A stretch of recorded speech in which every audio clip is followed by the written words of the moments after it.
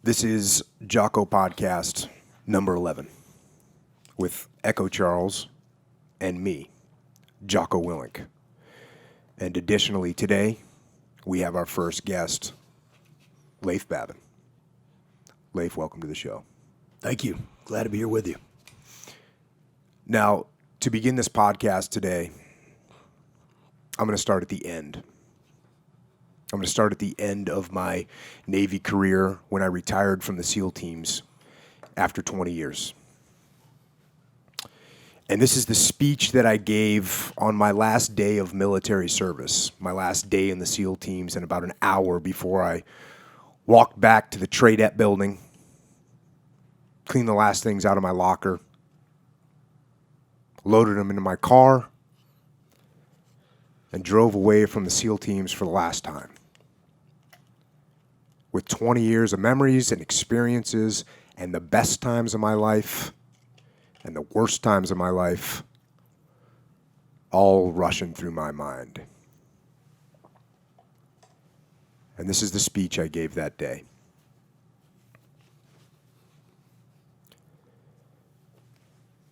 During my last deployment to Iraq in 2006, one of the first things we did was a series of operations on the eastern side of Ramadi. In order to execute these operations, we took a majority of the SEALs to Camp Corregidor, home of the first of the 506 Band of Brothers, on the edge of the Malab district of Ramadi. Camp Corregidor was like Fort Apocalypse. They received mortar fire, RPGs, and small arms fire daily. The barracks were an old, partially blown-out building with sandbags in the windows, dirt floors, and no air conditioning. There were no showers. It was hard living.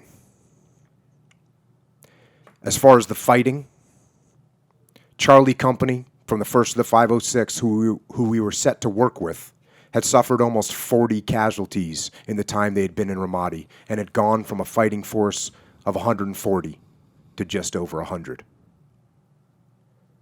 Charlie Company loved having SEALs with them.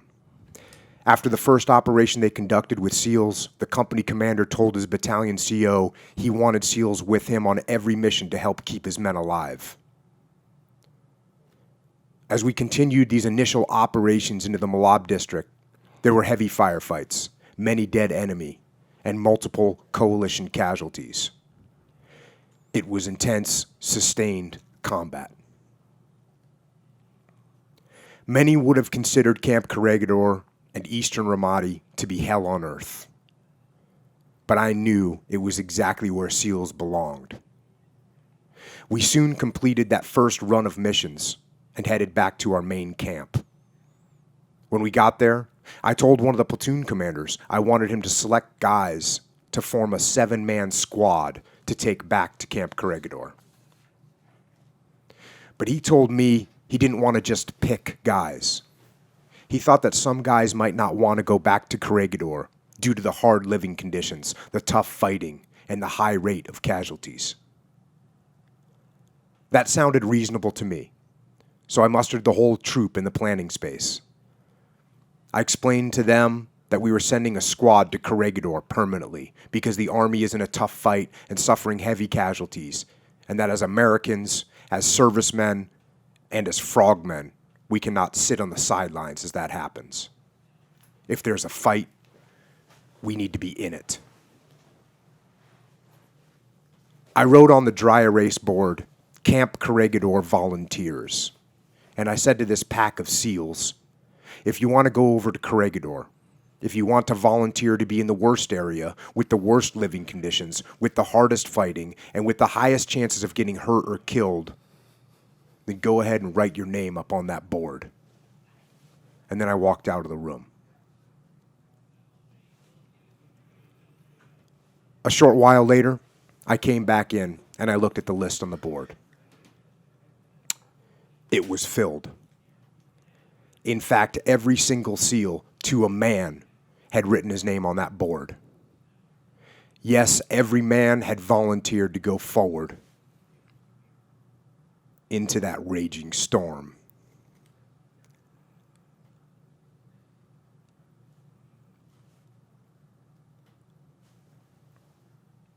And that is who we are. That is what we joined the SEAL teams for, to do what no one else can do, in the worst areas, in the worst conditions. We crave the dirt and sweat and fire and blood. Let there be no doubt. It is in our soul. It is in our nature. Sure, SEALs can do any job well, but it is in the belly of the beast where we thrive. I have seen with my own eyes the wholesale slaughter that occurs when SEALs are unleashed on the enemy as we were meant to be. And it is an incredible thing. It is also a thing of strategic impact. Areas like Ramadi and Sadr City, which after years of complete enemy control, become pacified soon after the sword of overwhelming carnage is wielded by the frogmen on the high ground. This is who we are. Death dealers, killers, executioners.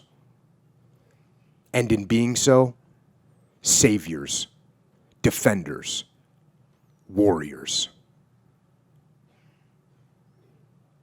Now, there are those that say we need to change, evolve, and mature. They claim that the nature of war has changed, that it is more complex and demands a more sensitive approach. I say they are wrong. War may morph and appear different through the ages. And when you live through a war and you see it up close, like we are now, you may notice complexities that you didn't perceive about the wars you studied in history class. But I tell you, there is nothing new. The nature of war has never changed and never will change. The nature of war is death. To kill the enemy before he kills you. The rest is details. Now, of course, we can handle the details. In fact, SEALs can excel at all of them. Gathering intelligence, assembling information, forming alliances, rebuilding communities, training, protecting, treating. SEALs can do anything. But these details can also be done by others. You don't need to be a SEAL to conduct those activities. I say, send SEALs forward into the violent fray. Send SEALs where no one else can go to do what no one else can do. Send SEAL to find and butcher our enemy's soulless masses and leave nothing behind but scorched earth and rubbled buildings. That is our nature. As I look at the SEAL teams today, I say to you all, yes, absolutely, evolve. Get smarter, better, faster, more creative. Learn to mitigate risk when you can. Figure out new ways to win. Attack the enemy in new ways using information and intelligence. Infiltrate the enemy and turn him against himself, evil against evil. Adapt and overcome changing enemy tactics. By all means, evolve and get better every day, every chance you get. But don't forget the nature of war, and don't forget the nature of SEALs. We must train brutally and without mercy, so we can fight the same way, brutally and without mercy. Our job is to close with and destroy the enemy, and we do it better than anyone. Yes, our current wars will someday end, but war endures. Before man was, war waited for him. As long as man is, war will always be. Always. And our great nation will always need men to do what is in our nature. Kill the enemy. Kill him as he sleeps. Kill him as he plots. Kill him as he hides. Kill him as he fights. That is our nature. And that is our solemn duty.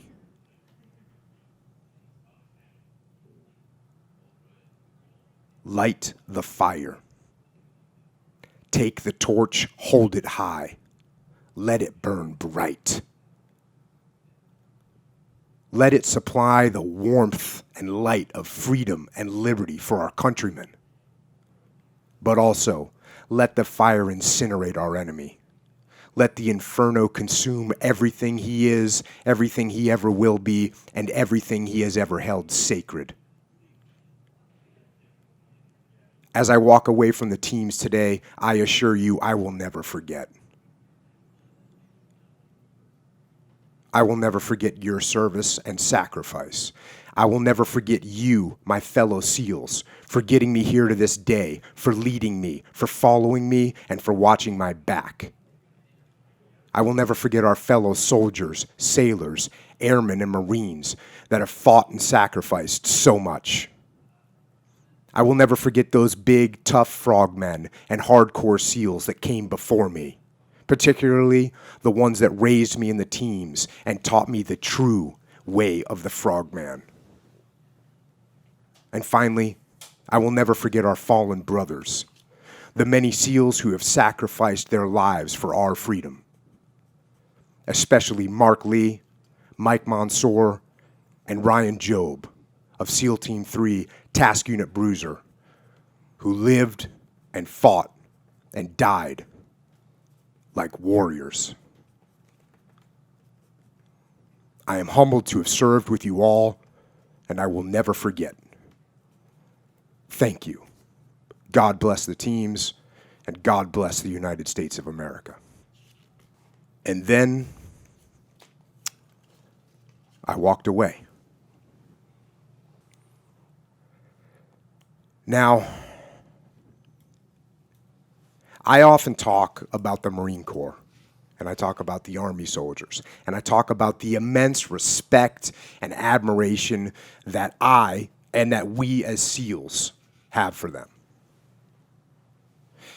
But if you haven't noticed, I don't usually talk about the SEAL teams and the frogmen that fill those ranks, probably because I was raised not to talk about what we do.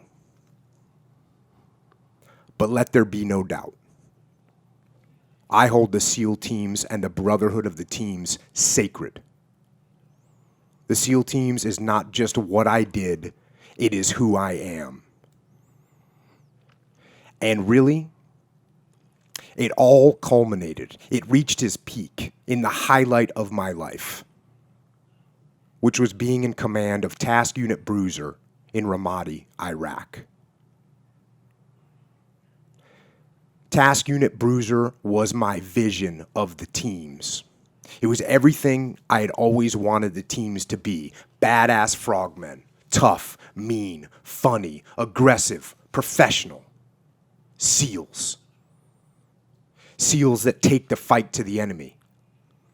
Like our legendary forefathers in Vietnam. SEALs that the enemy feared because we hunted them down and killed them.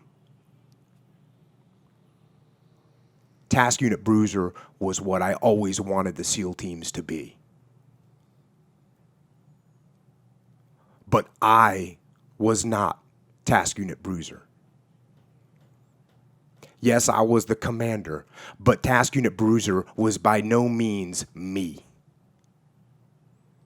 Task Unit Bruiser was the men, especially a core group within the group that held the standard and carried the fire.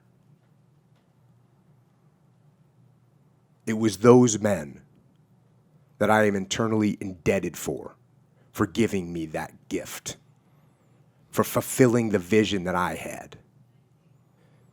Men like Marc Lee and Mike Mansour and Ryan Job. Men like Chris Kyle. And those are the ones that we talk about. And we talk about them only because they are gone. But there were many others in that core group who go on silently, unknown to the world, most of whom are still in the fight.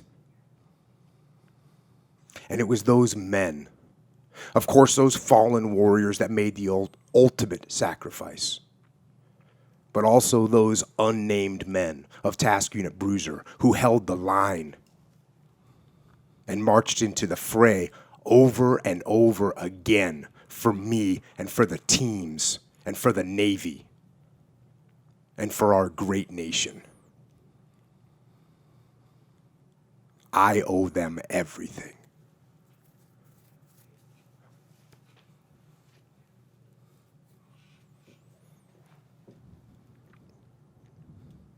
And I have one of them here tonight.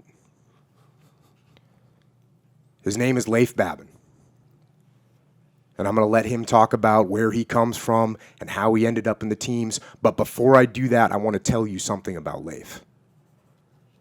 After we got done with our workup, and before we went on deployment, before we went to Ramadi, I was talking to Leif and I was talking to the other platoon commander together, the Delta platoon commander, and Leif was the Charlie platoon commander. And I said to them both, I'm going to get you guys more combat than you can take. I'm going to break you. And I was half joking. But at the same time, I had actually already seen men break during a fairly simple deployment to Iraq. But I knew I would push these guys hard. And through timing and fate and force of will, the battlefield of Ramadi gave me the opportunity to make that happen, to push them and try and give them more combat than they could take.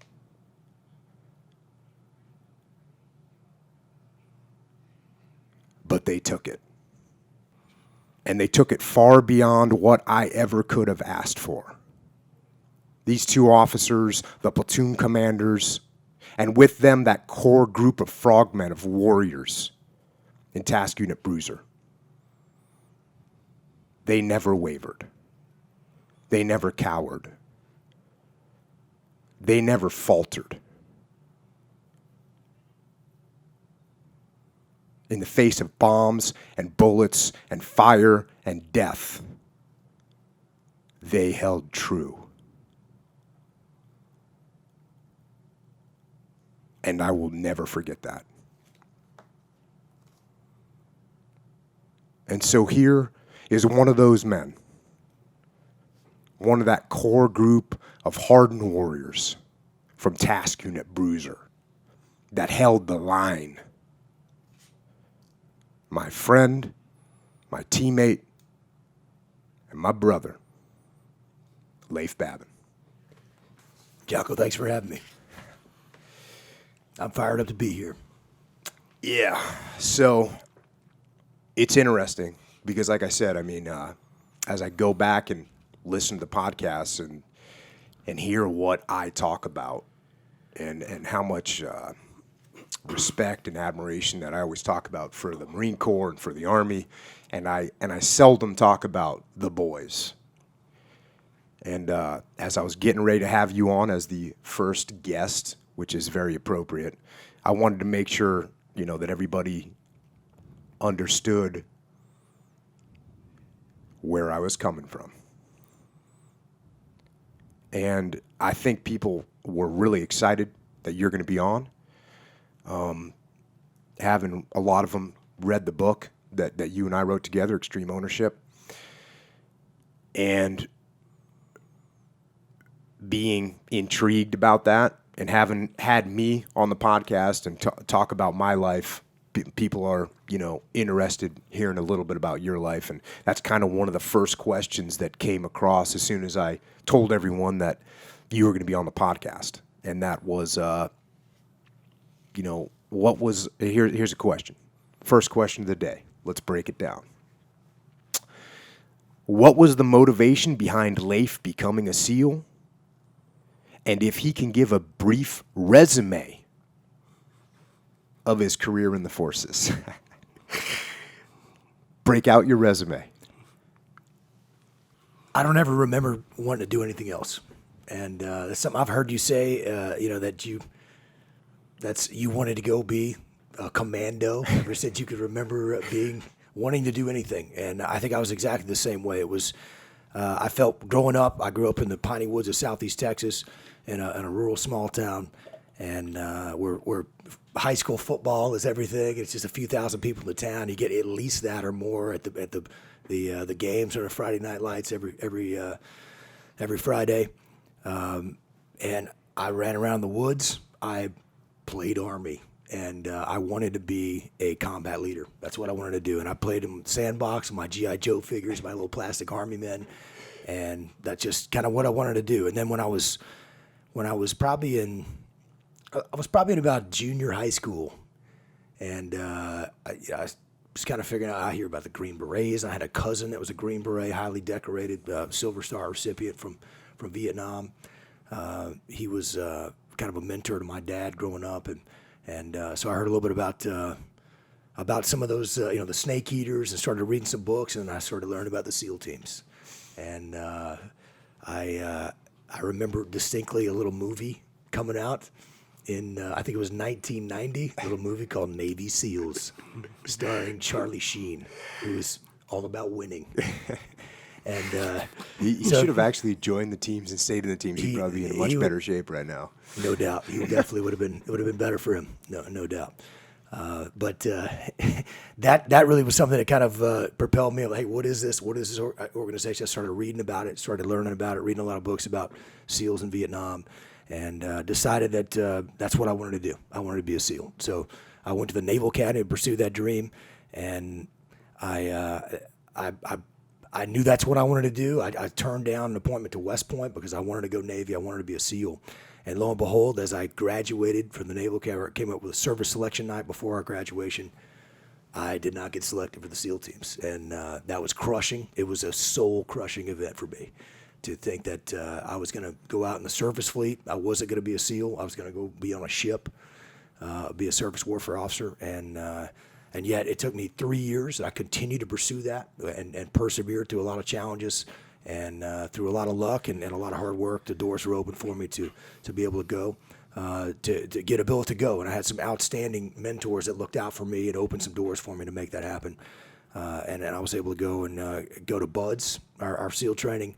And when I was there, I think looking back on that time in the surface fleet was awesome for me because it allowed me to gain immense responsibility and maturity that I probably wouldn't have gotten otherwise.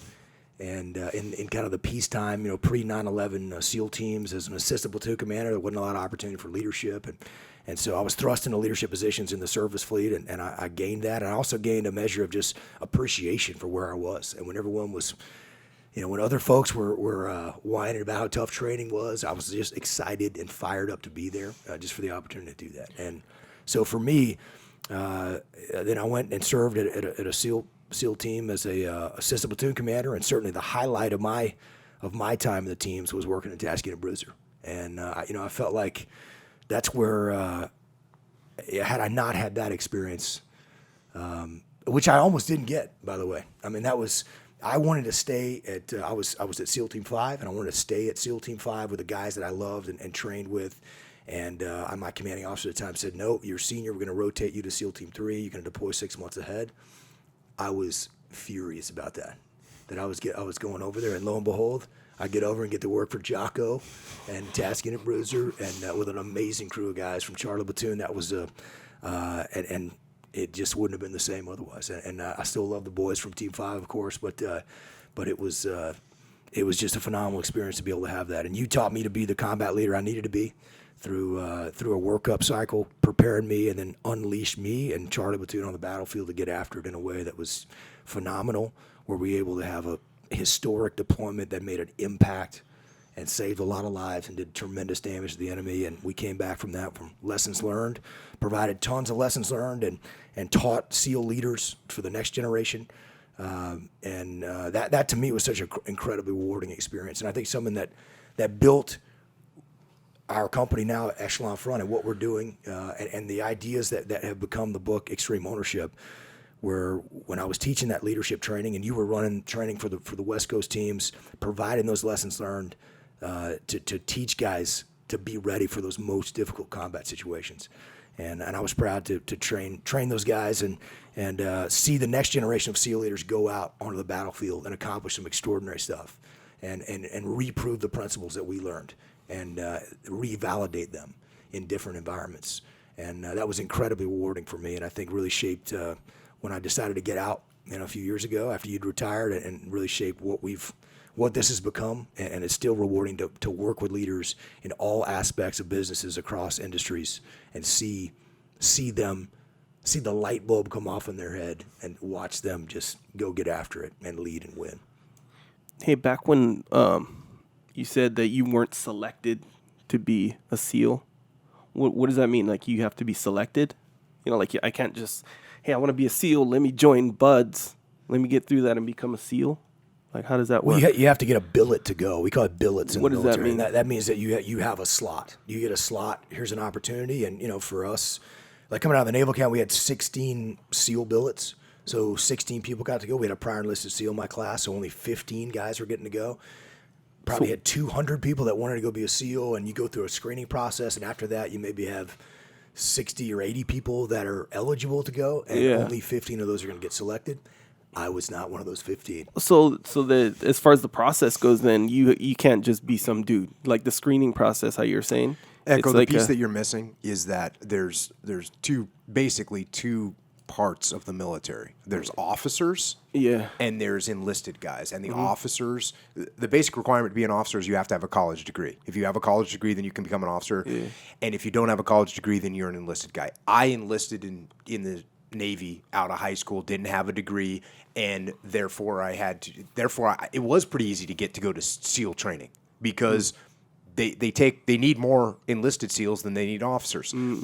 And so it's pretty easy to get what Leif's talking about, a billet as an enlisted guy. Oh, okay. Because they just want to have, they need you. The officers, there's all kinds of officers that want to be SEAL officers. So they have hundreds and hundreds, if not probably thousands of people that apply to be SEAL officers.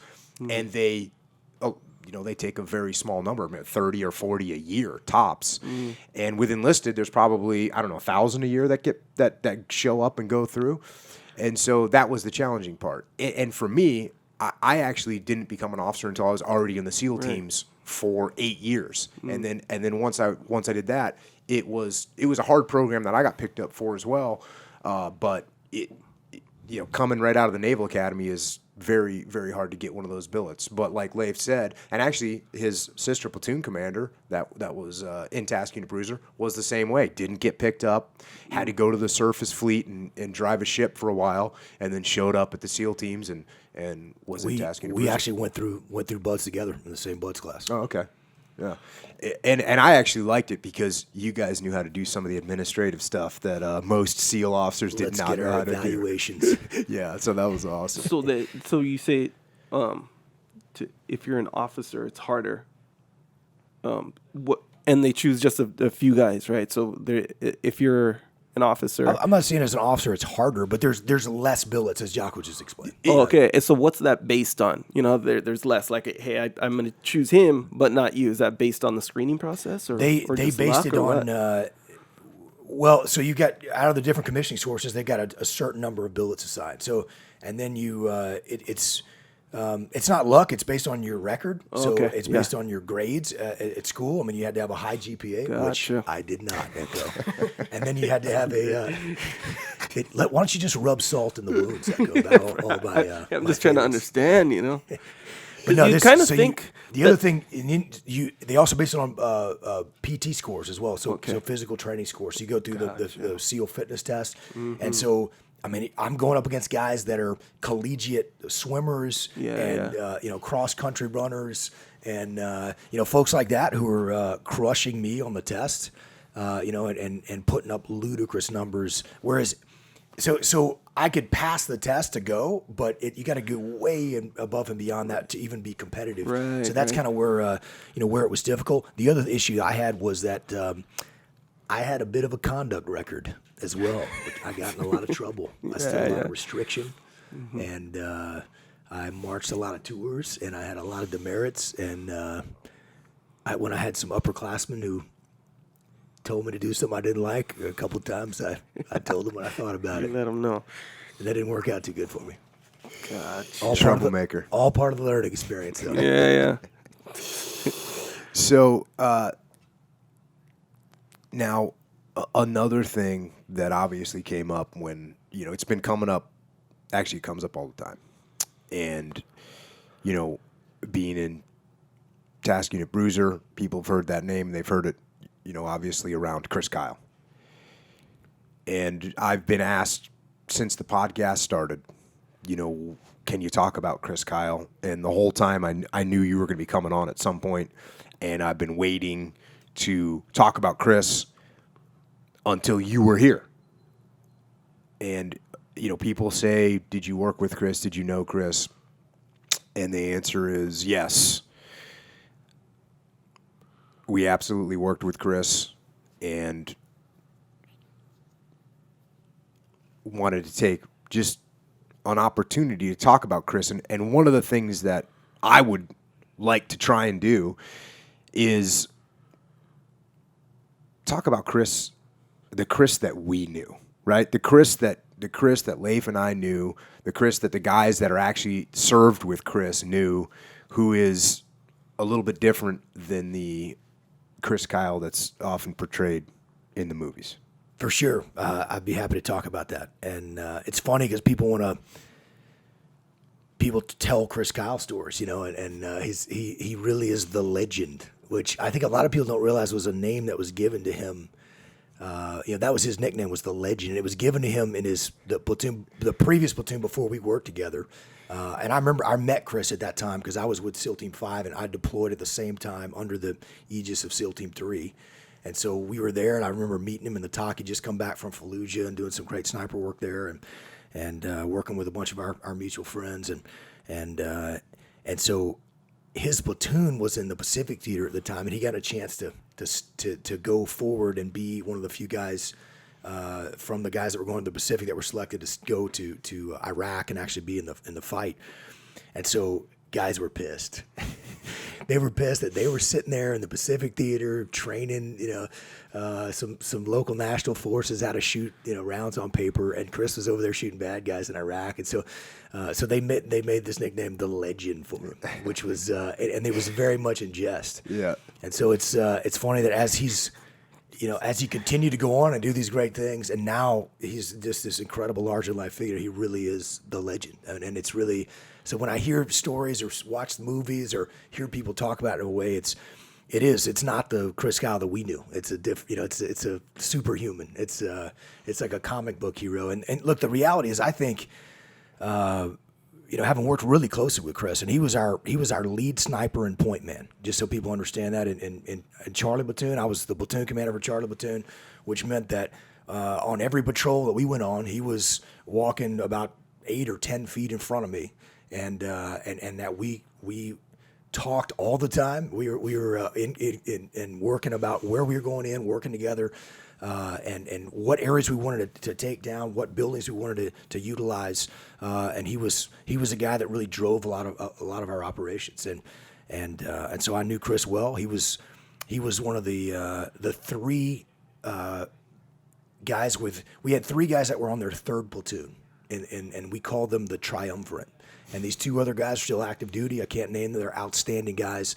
But these guys have been together for 3 platoons, 3 rotations, 3 deployments to the Middle East, to Iraq. And so we call them the Triumvirate, which is the Triumvirate is a term from the Roman era where you had a group of 3 people who share a position of power and authority. And these guys really drove, they brought up the new guys, they trained new guys, and got our platoon really where they needed to be. And we're kind of the heart and soul of the platoon. And Chris was, the real Chris that we knew and worked with was hilarious, number one. And that doesn't come across when you to a lot of people, that he was a guy who's just funny as hell, always could crack a joke. Sometimes when he shouldn't have been cracking jokes. Sometimes when he shouldn't have been cracking a joke, yeah. But he was a guy that, I think it almost does him a disservice to paint him in a way that was this superhuman, because the reason he was so successful at what he did is that he worked really hard at that and was very focused on it to really perfect his craft. And he, not only that, he delved into the planning. So we'd sit over a map and talk about where we wanted to go, look at different buildings, and then we go on a reconnaissance patrol, which we had to run up through approvals through the chain of command for certain types of operations. But Jocko, as our task unit commander, approved our reconnaissance patrols, and meaning that I could approve them, so they didn't really have to go up that chain of command. So it's pretty easy to get them approved for people that are listening that didn't quite catch that. Yeah. So we'd say, hey, Jocko, we want to do this, and he'd be like, great. So we'd go out and we'd patrol through some really bad areas, and we'd hit like a dozen different buildings. Go in buildings here, check out observation points there, see what kind of roads we could see and access that we could see. So we'd figure out what gave us the best advantage, and then Chris would figure out where he wanted to be, and he'd put himself in that position. And so I'm looking down this window, I'm looking through this loophole in the roof wall, and he set himself up for success, which is awesome. Which is what made him so successful. So, for instance, if the angle that he would pick from a building would be looking down the long axis of a road where he could see 400 or 500 meters worth of possible enemy targets, whereas another angle looking down a shorter road, maybe you can only see 80 meters, and you have a much smaller area to cover. Mm-hmm. So he'd pick these areas that he thought would be the most prevalent, the highest number of targets possible. Of course, and that was, obviously that was how we made that's how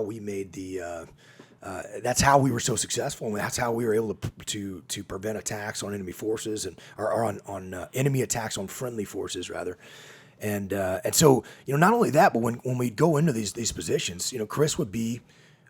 He knew after the sun came up, first call to prayer goes down in the kind of early dawn, pre-dawn hours, and then the sun comes up and the city comes alive and enemy fighters are moving around. And, he'd be on the weapon when he knew that was looking down his sniper scope, when he knew it was that was the highest in the early morning, as the morning comes around, that 8 to 10 o'clock hour, that's when we knew we were going to get contacted. And, late afternoon was kind of the same thing. He'd be on his gun. And of course, he had to rotate out at some point. It's only humanly possible to stay on your gun for so long. But when he was on his gun, he looked down the scope of his weapon. He was very disciplined about that. I remember hearing some other guys being like, "Oh man, I only have 8 or 10 kills, and Chris, how's he got 85 now?" So at some point into our deployment, before it was completed.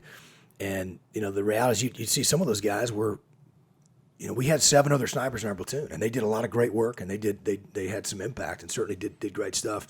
But a couple of those guys I'd see that didn't have the same discipline Chris had. They'd look down their weapon, and 30, 45 minutes into it, they're not as, they're not seeing anything, or they haven't fired any shots, and next thing you know, they're kind of having a conversation with their buddy next to them. Next thing you know, they're sitting back from their rifle. Next thing you know, they're just kind of looking through binos. And I remember watching Chris, and he's just looking through his scope for 2 straight hours and without coming off of it. And it was, that enabled him to be successful, and that discipline really paid off. And certainly he was able to rack up the damage to enemy fighters. No doubt about it. I know whenever I'd roll out to visit you guys in an Overwatch position, see everyone, and I would always notice Chris would always be on a gun. Like, I never saw him not on his gun. Of course, obviously, like you said, he's human and he'd take breaks, but I noticed that even on deployment, I'd just say, "Oh, Chris is on his gun." And except for when you rolled in the Cop Falcon. And he was crashed out sleeping with the rest of you guys. So that was actually kind of a funny episode where we went in on boats and we snuck down. This is something Chris wrote about in American Sniper. We went in on the Marine Corps boat unit that was there. Was a great group of guys. They were awesome guys, and they took us very quietly down the river, canal that kind of comes off of the river. We were able to launch off onto the riverbank, very quietly foot patrol into the city, and get into an area that other people couldn't get into. It was super dangerous. The bad guys had no idea we were there. And we were able to take advantage of that, smoke a guy or two on the way in, and then move in and take down the buildings that were going to be this combat outpost as the Army. They were following this giant mine clearance element coming down the roads, digging IEDs out. Jocko was riding in a Bradley fighting vehicle, braving some of the most dangerous roads in the world at the time. Coming in with the Army battalion staff there and as our command and control. And so we were already in. We'd been there for 3 or 4 hours at that point, maybe longer. And so we'd shot a couple guys, and we're a couple enemy fighters, and we still had guys in security positions certainly, and guys on guns. But at that point, it was the IED clearance team was like right underneath us. I remember actually looking over the side of the building and seeing this giant Buffalo, this huge truck, armored vehicle with an arm on it, digging out of the street. And I know you were in a vehicle kind of coming in just behind that, a few vehicles up the road. You were maybe a few blocks away at that point. And I'm looking down, I'm like, that's like 30 feet below me, like directly below me right now. So if this thing activates an IED that explodes, like I'm going to take it right in the face. Probably ought to get down and stop looking at what they're doing. So we were just kind of hunkered down. And when Jocko came in there, it was funny because in particular, the Army operations officer for the battalion was a great guy, and the battalion was awesome. This was Task Force Bandit, a bunch of tankers, great guys. We loved them.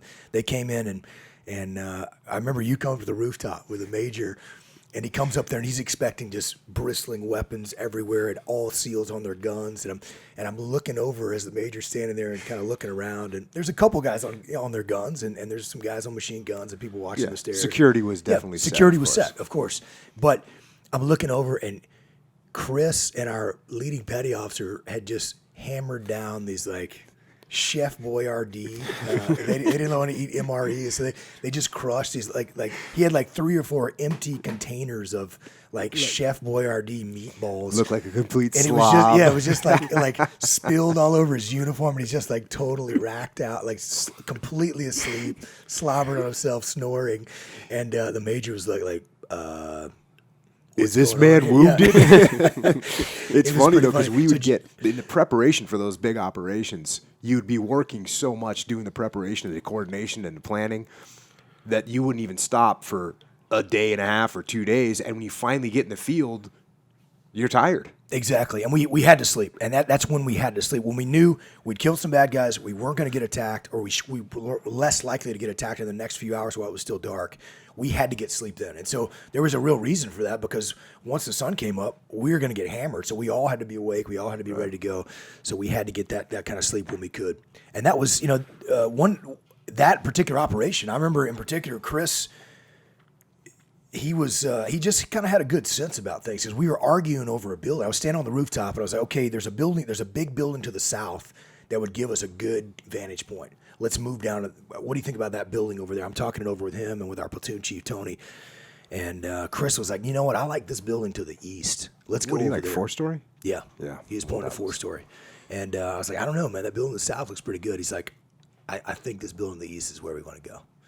And we talked about it for a little bit, and I was like, okay, roger that. Let's go to the east. So we moved about 350 yards down the street to this big 4-story apartment building, and it was absolutely the right call. I mean, had we not done that, we would have, because it was, I think we had, what did we have, like 22 enemy confirmed killed from that over the next 48 hours. That was prime real estate right there. About a couple dozen, probable kills. So it was at a great advantage point, and we were looking right down a long axis road that was able to prevent a whole bunch of attacks on the U.S. soldiers that were building that combat outpost. And they were under fire the whole time. And as soon as the sun came up, I know you were sitting in the camp when those mortars came in, and and then lo and behold, so the mortars explode in the camp, and it's easy to just say, oh, mortars.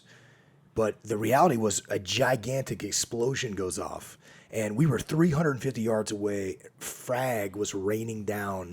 Fragmentation from that explosion was raining down on us from 350 yards away.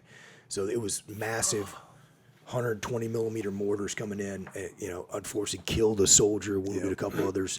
And within about half an hour of that, Chris smoked 2 guys out of like 4 that were loading a mortar tube in the back of a truck. So, when that's who Chris was, and that's the impact that he had, and he had a good sense about where to go and what to do, and he was excellent at it, and it was just awesome to work with him. He was so much fun to be around, and always quick with a joke, and that's the real Chris Kyle we knew. And I'll tell you, just to go back to the fact that he, after. I was in the combat outpost. We take these mortars. Soldier gets killed. I remember and another soldier got wounded. I think in Iraq he got wounded as well. And it's a nightmare, right? These guys are bleeding out. It's a nightmare. And the thing, and we talked about this on the last podcast, of how helpless you feel against mortars. It's the worst. And talking about, because they came from, maybe they could have come from 3, 4, You have 5 no idea. kilometers away. and Eugene Sledge talks about it, and we talked about World War I and how bad it is. And so you have this combat outpost, and all the guys are on there. They're now horrified, right? You're scared. When is this next random bomb going to just blow up? We cannot be safe. And if you can imagine when I got word from you, hey, Chris just killed 2 guys with a mortar tube. And I went to, the company commander, and the brigade commander was down there as well, and said, hey, sir, one of our snipers just killed 2 guys with a mortar tube loaded into a truck. You couldn't do anything in the world better for them at that time. Nothing better in the world to walk into those guys and say, hey, you just lost a soldier to a mortar. We got him. And that was one of those things that just helped build our relationship with the conventional units so much. And you know what? We needed to have a relationship, because you could sit here and tell stories all day long about what they did in return for us, which was also just incredibly brave.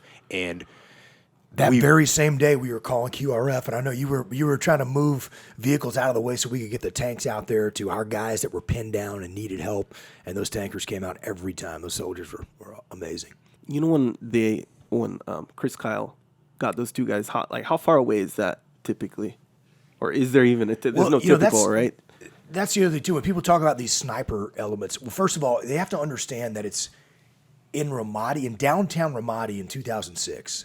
This was like Stalingrad. I mean, it was just rubble pile buildings. This was Al Qaeda in Iraq battle space. I mean, this is the precursor to ISIS, and it's the same people. And there were several thousand of these guys that controlled the city, and it was just a nasty place. So we didn't go out in these little 2- and 4-man teams.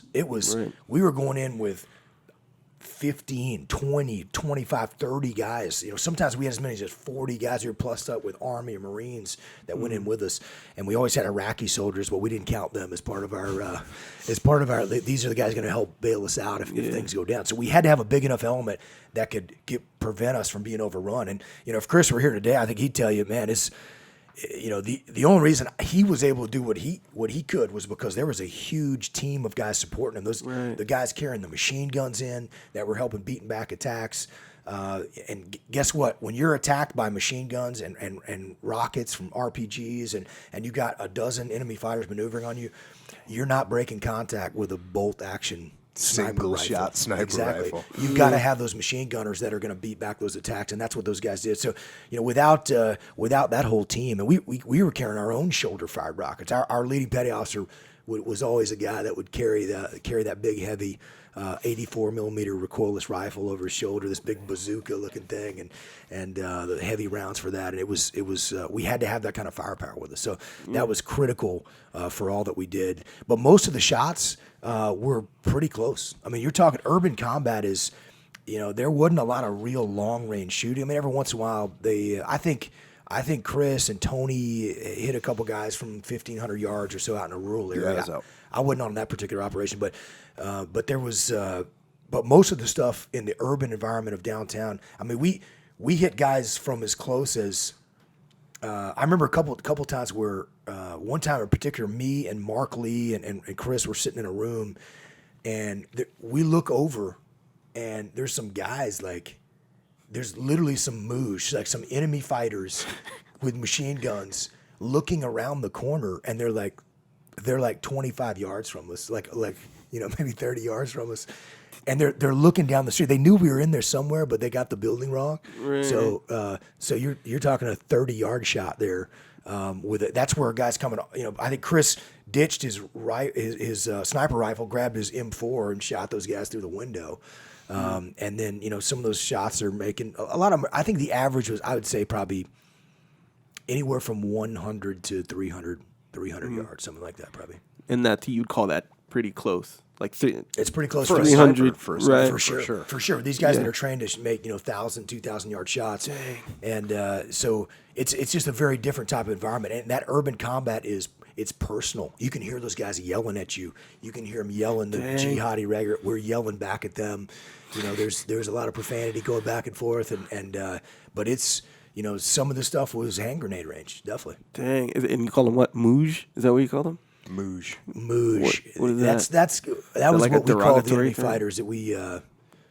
So they call themselves Mujahideen, which is gotcha, those gotcha. engaged in jihad. That's their name for themselves, and so we shortened that to Muj.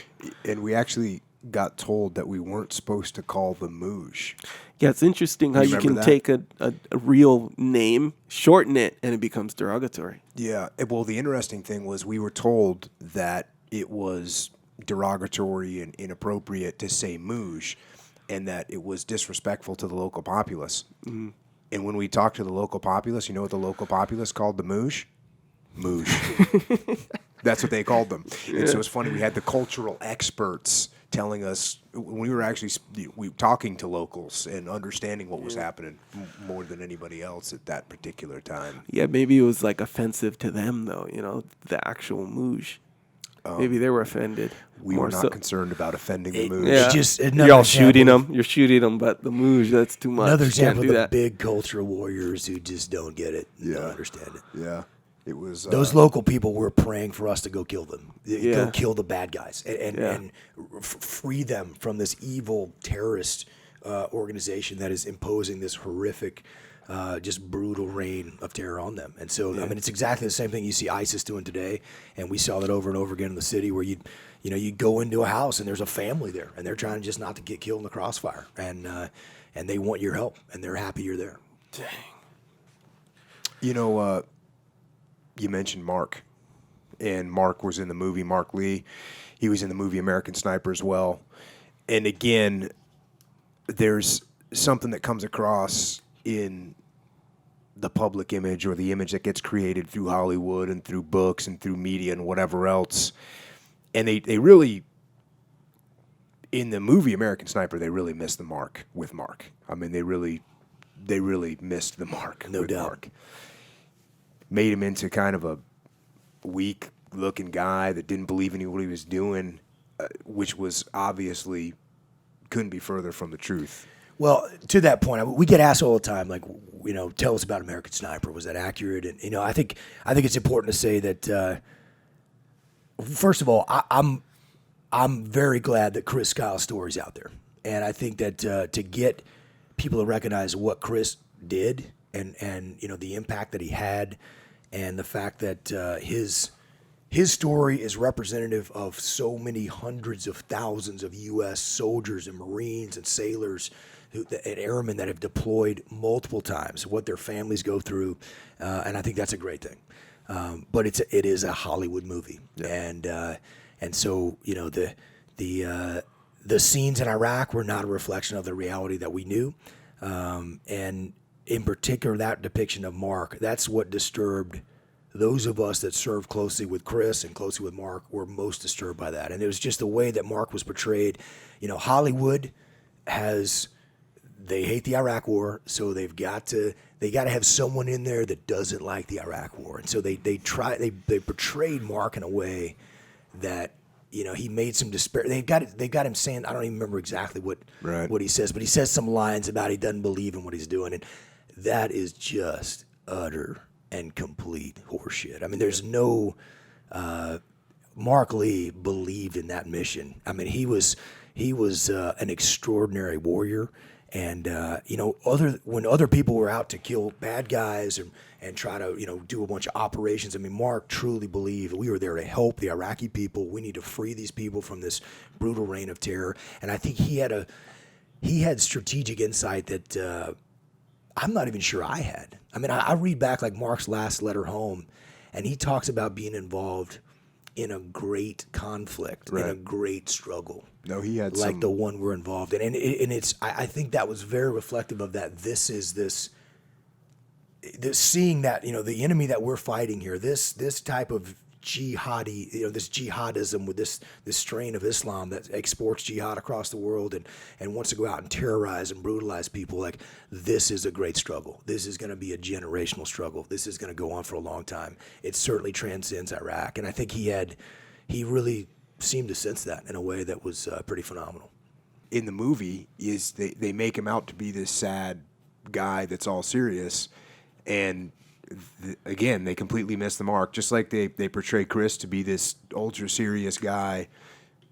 Mark was hilarious, gregarious, another guy that was joking all the time, mostly at inappropriate times, and had that, he would light up a room when he'd come in to a room because he was just on fire. And to portray him as this guy that's all down in the dumps and depressed, it was horrible to see that. It was just so opposite of the real Mark. I mean, the brooding guy, and they had him as this kind of like pencil neck kind of geek, to quote Patton, couldn't fight his way out of a piss-soaked paper bag. I mean, Mark was a badass guy. He had massive arms. He carried his big, heavy Mark 48 machine gun that weighs like 25, 27 pounds, fully loaded with all the gadgets on it, with no sling. He carried it on his shoulder like it was a little M4 rifle, that weighs 7 pounds. I mean, with all its gadgetry.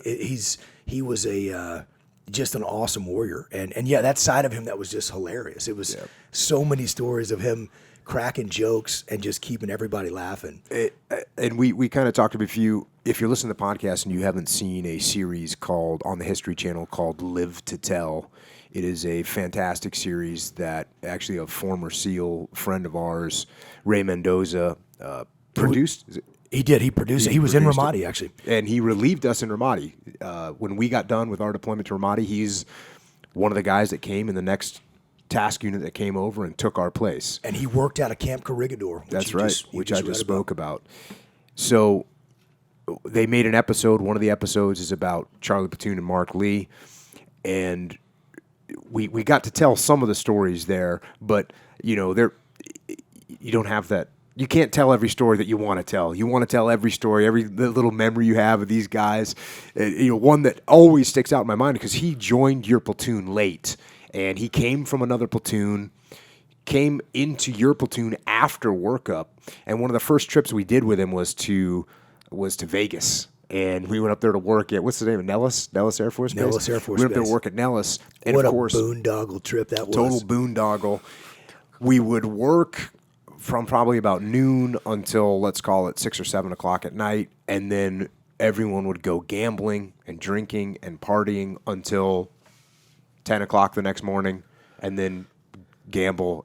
It was just one of those trips, but we were getting after it, and that's another thing about being a young SEAL. You don't owe any money, right? So I remember when I was a young SEAL, I was like the richest guy in the world because, you go from being a civilian that's 18 years old, making no money, and all of a sudden you're getting a paycheck, and then you get in the SEAL teams and you're getting dive pay and jump pay and demolition pay, and you're like the richest guy in the world. You're like a rock star. And that's kind of the mode that Mark was in. When we were in Vegas, he was big time in it, getting after it. Well, I remember you on that trip. I remember you coming in and say, "HDH, are you in?" And I was like, "What is HDH?" You're like, "Are you in?" You just have to commit. I said, "Roger that, I'm in." Yeah. I'm like, I'm in. I did that with a bunch of guys. HDH, who's in? And I went around. Guys like, I'm in. No one even knew what I was talking about. And then whatever, we got together that night. I'm like, all right, HDH, who's with me? And then everyone joined up. I said, it's $100 hands. We're going to the blackjack table. We're all going to play 3 $100 hands. Which, boom. to those guys at our Navy paychecks was a big deal. Yeah. So we did it.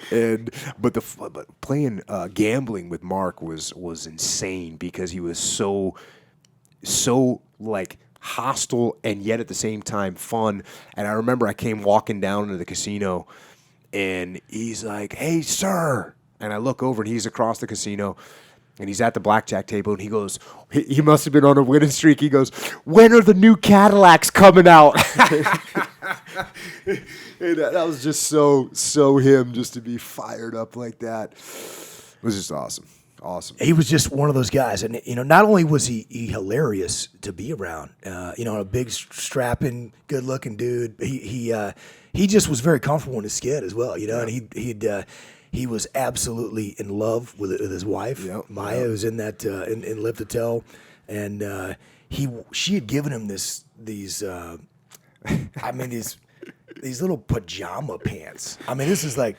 And he would wear them around the camp, Yeah. these pajama pants. And I was like, bro, are you wearing pajama pants right now? And he'd be like, yeah. And I was like, why are you wearing? I mean, he's a new guy in the platoon. I was like, don't let Jocko see you. I was like, do you want to get your ass kicked? Like, why are you wearing pajama pants? He's like, they're comfortable. Yeah. Maya gave them to me. I like them. Yeah. I mean, he's like, he just did like whatever. You don't like them? Who cares? So that was just the way Mark was. And, he just was, I remember in particular, he was a strong Christian guy. He definitely, he had gone to seminary for about a year or so, I think, to study to be a preacher, and decided, you know what, instead of being a preacher, I want to be in the SEAL teams. But his Christian faith was certainly always a big piece of that. And I remember some of the most random things. We were talking about, I don't even remember how it came up, but if you remember the old 1980s song, The Warrior, which is like cheeseball, 1980s, and we got in an argument about who sang The Warrior. And Mark was like, it's Pat Benatar. And I'm embarrassed to say that I said, no, it's Patti Smith. Yeah. Because I had this you don't have to admit that right this now. This gigantic collection of any song you'd imagine on my iTunes, and so we argued about it. We had some wager. I don't even remember what the wager was, but it was in fact Patti Smith. I was right. Right on, bro. And I think that you talked about his faith, and we've talked about on this podcast before, when you get somebody that is heroic, that oftentimes they have a certain sense of, the word that you just used was comfort. And you could see that with Mark, that he was comfortable in the fact that he might have to make the ultimate sacrifice. And I remember one of the things that I'll never forget about Mark is, as you guys would be rolling out on an operation, and you would line up the vehicles right in front of the chow hall on our little base, Shark Base. And if you guys were going out, I would go out there to see you guys off. And just to help everybody understand, like, we're rolling out on an operation into some of the most dangerous enemy territory anywhere, and people would come out with Jocko and from our task unit and shake folks' hands. I mean, because you knew that it could very easily happen that not everybody's coming back from that op. Yeah. And it was always reassuring to see Jocko out there talking to people, shaking people's hands, and that was. And we're going out, particularly on an operation like that where IEDs are causing catastrophic damage and killing soldiers and Marines every single day. Yeah, and those IEDs at this point were generally victim-activated IEDs, which means that the person that's going to get blown up is what activates the IED. So they have some kind of a pressure plate or a crunch wire or something that a Humvee runs over and causes the IED to detonate. That was sort of the premier mode that the enemy was in at this point, which meant that if you were in the first vehicle, you were most likely to hit that IED. And I remember one of those nights came out and looked up at Mark and I said, "Hey, are you feeling lucky tonight?" And he had a big smile on his face. And he said that one of the other things he had said in Vegas, besides winning the new Cadillacs, one of the other things that he'd get everybody saying is when the dealer would bust, he'd say, "Everybody's a winner, everybody's a winner." And so I looked up at him and he said, "Everybody's a winner." And then there was another time I went out there and I said, "You ready to rock and roll tonight?" And he stood there in the turret and like a movie. They always have those cheesy salute scenes in a movie where the guy salutes the officer. He stood at attention to his turret and just cracked me a super crisp salute, and I probably flipped him off or which is highly unusual for a SEAL to do. That's for sure. Yeah. But you could see, man, he just had that confidence and that comfort in who he was, in what he stood for, and he was ready for anything, including the ultimate. He was a phenomenal guy, absolutely, and just an honor to serve with men like that. No, the I think the last guy that they kind of represent in the movie American Sniper is Biggles. Ryan Job, nicknamed Biggles, who if you're in the military, if you're in the SEAL teams and you use a heavy weapon, the nickname for that weapon is a big pain in the ass weapon to carry. And the nickname for it is a pig. And you're actually a pig gunner if you carry that big Mark 48. Used to be an M60, now it's a Mark 48. They call that weapon a pig because you got to carry that pig. And now you're a pig gunner. And his nickname was Biggles, and he nicknamed his weapon Piggles. Biggles and Piggles. Just to think about the way they represented Ryan. And I don't remember all that well. Again, they had a special screening of American Sniper for us down here in Coronado. That's when I saw it. I saw it one time. And so I don't fully remember I definitely remembered how they represented Chris and Mark, obviously. But, Ryan, it didn't seem as significant of his role, so it was a little bit, they didn't make such a production out of Biggles. But obviously in doing that, they again shortchanged just a fabulous character and an incredibly funny and lively and warm human being that was an absolute treasure of a person. And so no one's gonna, if all you do is see the movie American Sniper, and even if we wrote an entire book about Biggles, you wouldn't be able to get across what any of these guys really brought to life. Yeah, he was a phenomenal guy, and I actually, some people. Some people talk to me. People have said to me before, like, hey, who's the greatest person you've ever met? I've met some phenomenal people in my life, and I think my immediate reaction to that is Ryan Job. Ryan Job's the greatest person I ever met. I mean, he was, and it was actually, what's crazy is when I first met Ryan, when he joined our platoon, he got the nickname Biggles because he didn't exactly have the rippling six-pack. He was just a tough as nails guy that just would not quit no matter what, was determined to be a SEAL, but struggled with the runs, struggled with the swims, and got what we call the full benefit in our SEAL training of buds, which is he got rolled back. He was no incredible athlete or physical specimen, especially when he showed up in Charlie Platoon and TU Bruiser. No doubt. He was not ready for the teams at that point. When Biggles got the Charlie Platoon, we rolled right out to the deserts of Southern California and got what we call land warfare training on. And that was, that's really man camp. That's where, we talk about SEAL training and people think it's all about carrying logs around and boats and all that stuff that you see from, that's really just our initial screening process, what we call BUDS, basic on our demolition SEAL training. Going out and working together in a workup is really where the training to be a SEAL, to be a teammate, to work as a unit happens. And so our whole task unit, from Jocko all the way down to our lowest common denominator, the most junior ranking man, who happened to be Ryan Job. We went out to Southern California deserts and we shot weapons. We learned how to shoot, move, and communicate. And everything is difficult. It is, you're dragging down men, who are killed for training purposes over rocks and through cactus, and you're running and gunning, and it's hot and it's tiring and exhausting, and it's awesome. And it's the same training that's kept SEALs alive on the battlefield and enabled us to do things for a long time. And SEALs have been training there since Vietnam, in that particular place where we go and train there. And it's awesome. I love it out there. And when Biggles got out there, he was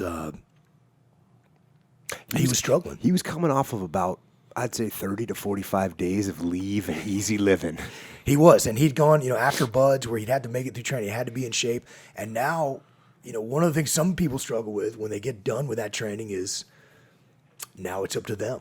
Now it's up to them to be in shape. Self-discipline. And some people have that self-discipline. and some people don't. And I certainly wasn't in peak physical condition after that. I struggle with that. But Biggles took that to a new level. And, when he came out there, all of a sudden we're handing him a 25-pound Mark 48 machine gun, which he named Biggles, as Jocko said. And he's got to carry this thing and carry the 600 to 800 rounds on him and move through the jagged rocks and sand and desert in 115-degree heat. And he was struggling. Anyone, even in the greatest of shape, that's challenging. But Ryan was really struggling to keep up on that. And so I remember having he was in my squad. And so I was witnessing this. I was watching this. And we pulled him aside and said, hey, listen, if you want to be here, you better harden up. You got to harden up. The standard is here. The standard is way up here, and you're here. You're way lower than that standard. So we had to push him to get there. And I remember some stern counseling sessions. We assigned one of the guys from the triumvirate I mentioned before. Was one of the guys on his third platoon. Great dude, our most experienced machine gunner, and we assigned him to be a mentor to Biggles and train with him. And so every morning we would PT, work, go for runs. And when other guys were resting, Ryan's he's got to go out for a run. He's cranking out pull-ups. He's training and working. And I didn't know how it was going to go then. He had a long way to go to get to where he needed to be physically able to keep up and not drag down the rest of the guys. And I don't think I've ever seen a guy make that kind of a transformation. It was an incredible transformation. Ryan must have looked himself in the mirror and said, this is what I want to do. I am going to turn this around completely. And he became what we called Biggles 2000, which was the new model. And I mean, by the time we deployed, 6 months, 8 months after that workup, he was born again hard. He was born again hard. And he never fell behind anything. He always kept up with everybody and carried not only his weight, but sometimes others who were struggling, and he would help them through. And it was funny. A couple stories about him. We were out at Nyland. He's in the weight room, and one of the things about Buds, you're doing pull-ups, and I know Jocko on his Twitter feed always has the pictures of like ripped off calluses from doing pull-ups or deadlifts, with the barbell. And that's just part of Buds. I mean, you tear up your hands on the ropes and all the O-course and everything you're doing.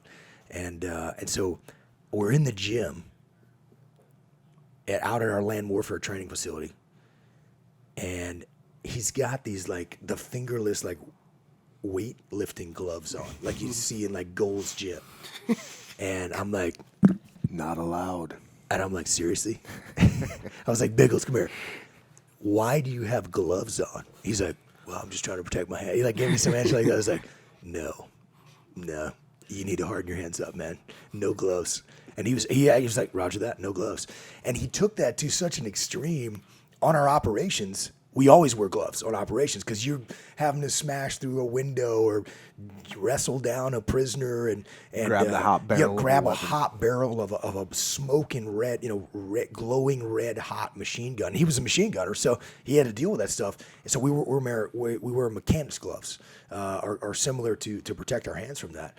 And I remember on patrol in Iraq looking at him, he's like, no gloves on.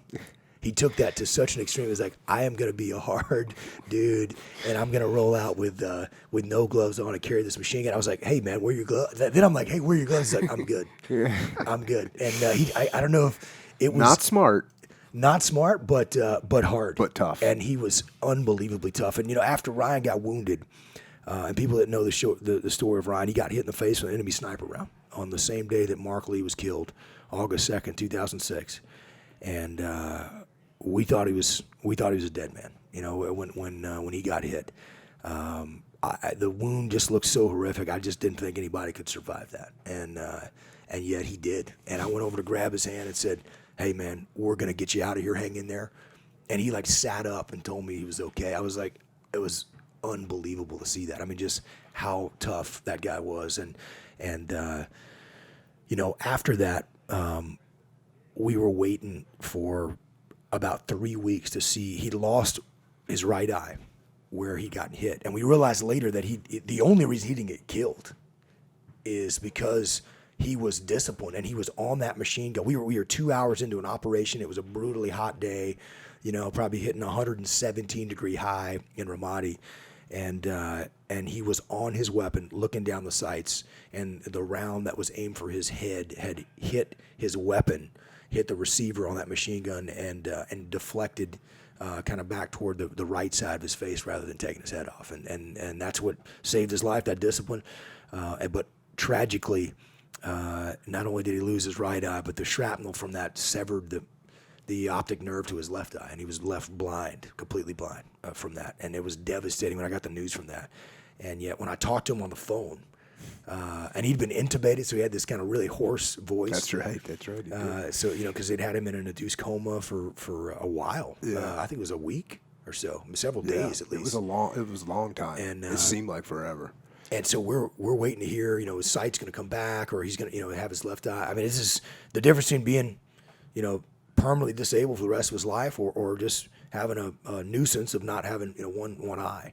And when we got that word, it was just devastating. I mean, I'm talking to him on the phone, and in this hoarse voice, he's just telling me it's okay. And he's joking about wanting to get a parrot on his shoulder and an eye patch, so he could look like a pirate. And he's just a phenomenal guy. And I don't know that I ever had a conversation with Ryan from that day forward where we didn't laugh hysterically. I mean, he was the kind of guy that just looked at all the things he could still do in life, was not going to dwell on his disability, was not dwell on the fact that his eyesight had been taken from him in the prime of his life, and he just was a phenomenal guy. He showed me the true meaning of toughness, and he just was of selflessness. And it was phenomenal to be around him. I mean, he was just he was just such a funny guy. I was thinking about it when I was listening to an earlier podcast, and you were quoting from the book that I gave you about the time you gave me About Face. I think a few months after that, I gave you the War as I Knew It by General George S. Patton Jr.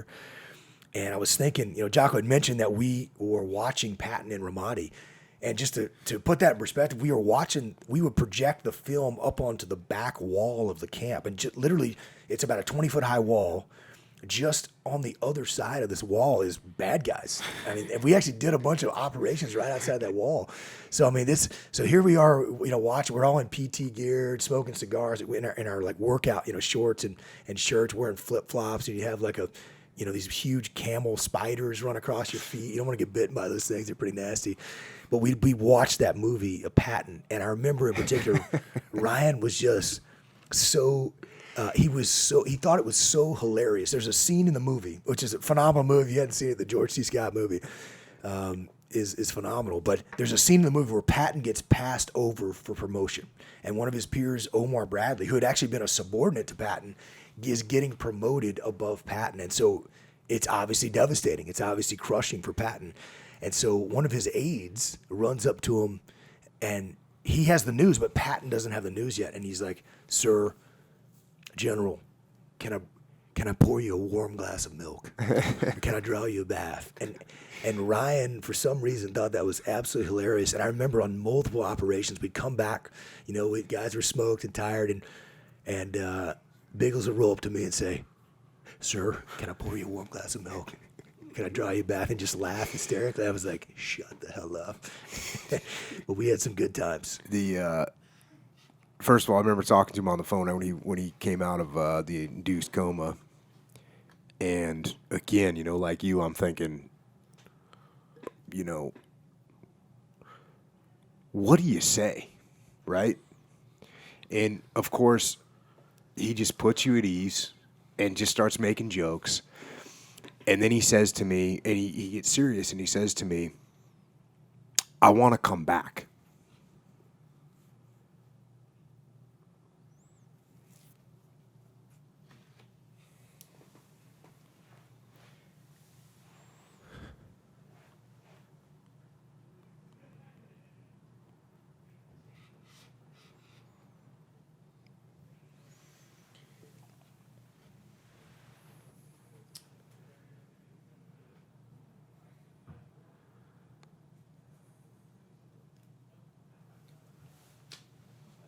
He says, "I want to come back." can I come back? And, I said to him, listen, just get healed up and you can come back. And he's like, Roger that. And he goes, don't worry. And I said, don't worry what? He said, don't worry. I can still shoot. And I said, okay. And he goes, and sir, I can smell them. I said, what? He goes, I can smell the enemy and I'll know where to shoot. And I said, all right, if you get healed up, I will bring you back over here. And unfortunately, he was in real rough shape. It wasn't like he was just blind. He had massive damage to his sinuses, to his face. And, we didn't get we were home before he could even would have had a possibility of coming back. But he certainly would have. There's no doubt about it. And that was incredibly genuine, and that's just the kind of guy Ryan was. And what's amazing is, he went on to do so many things. And, he married his girlfriend at the time, was a phenomenal lady, incredibly phenomenal lady. And he went back to school after he got out. He was medically retired. He graduated with a business degree and had a 4.0. I was like, Ryan, dude, I think I had like a 2.83. Like, I got full eyesight, man. What in the world? And he just could not be kept down. And he went and climbed. He summited Mount Rainier, 14,000 plus foot mountain, completely blind. That's a difficult mountain. A lot of people get killed trying to climb that mountain.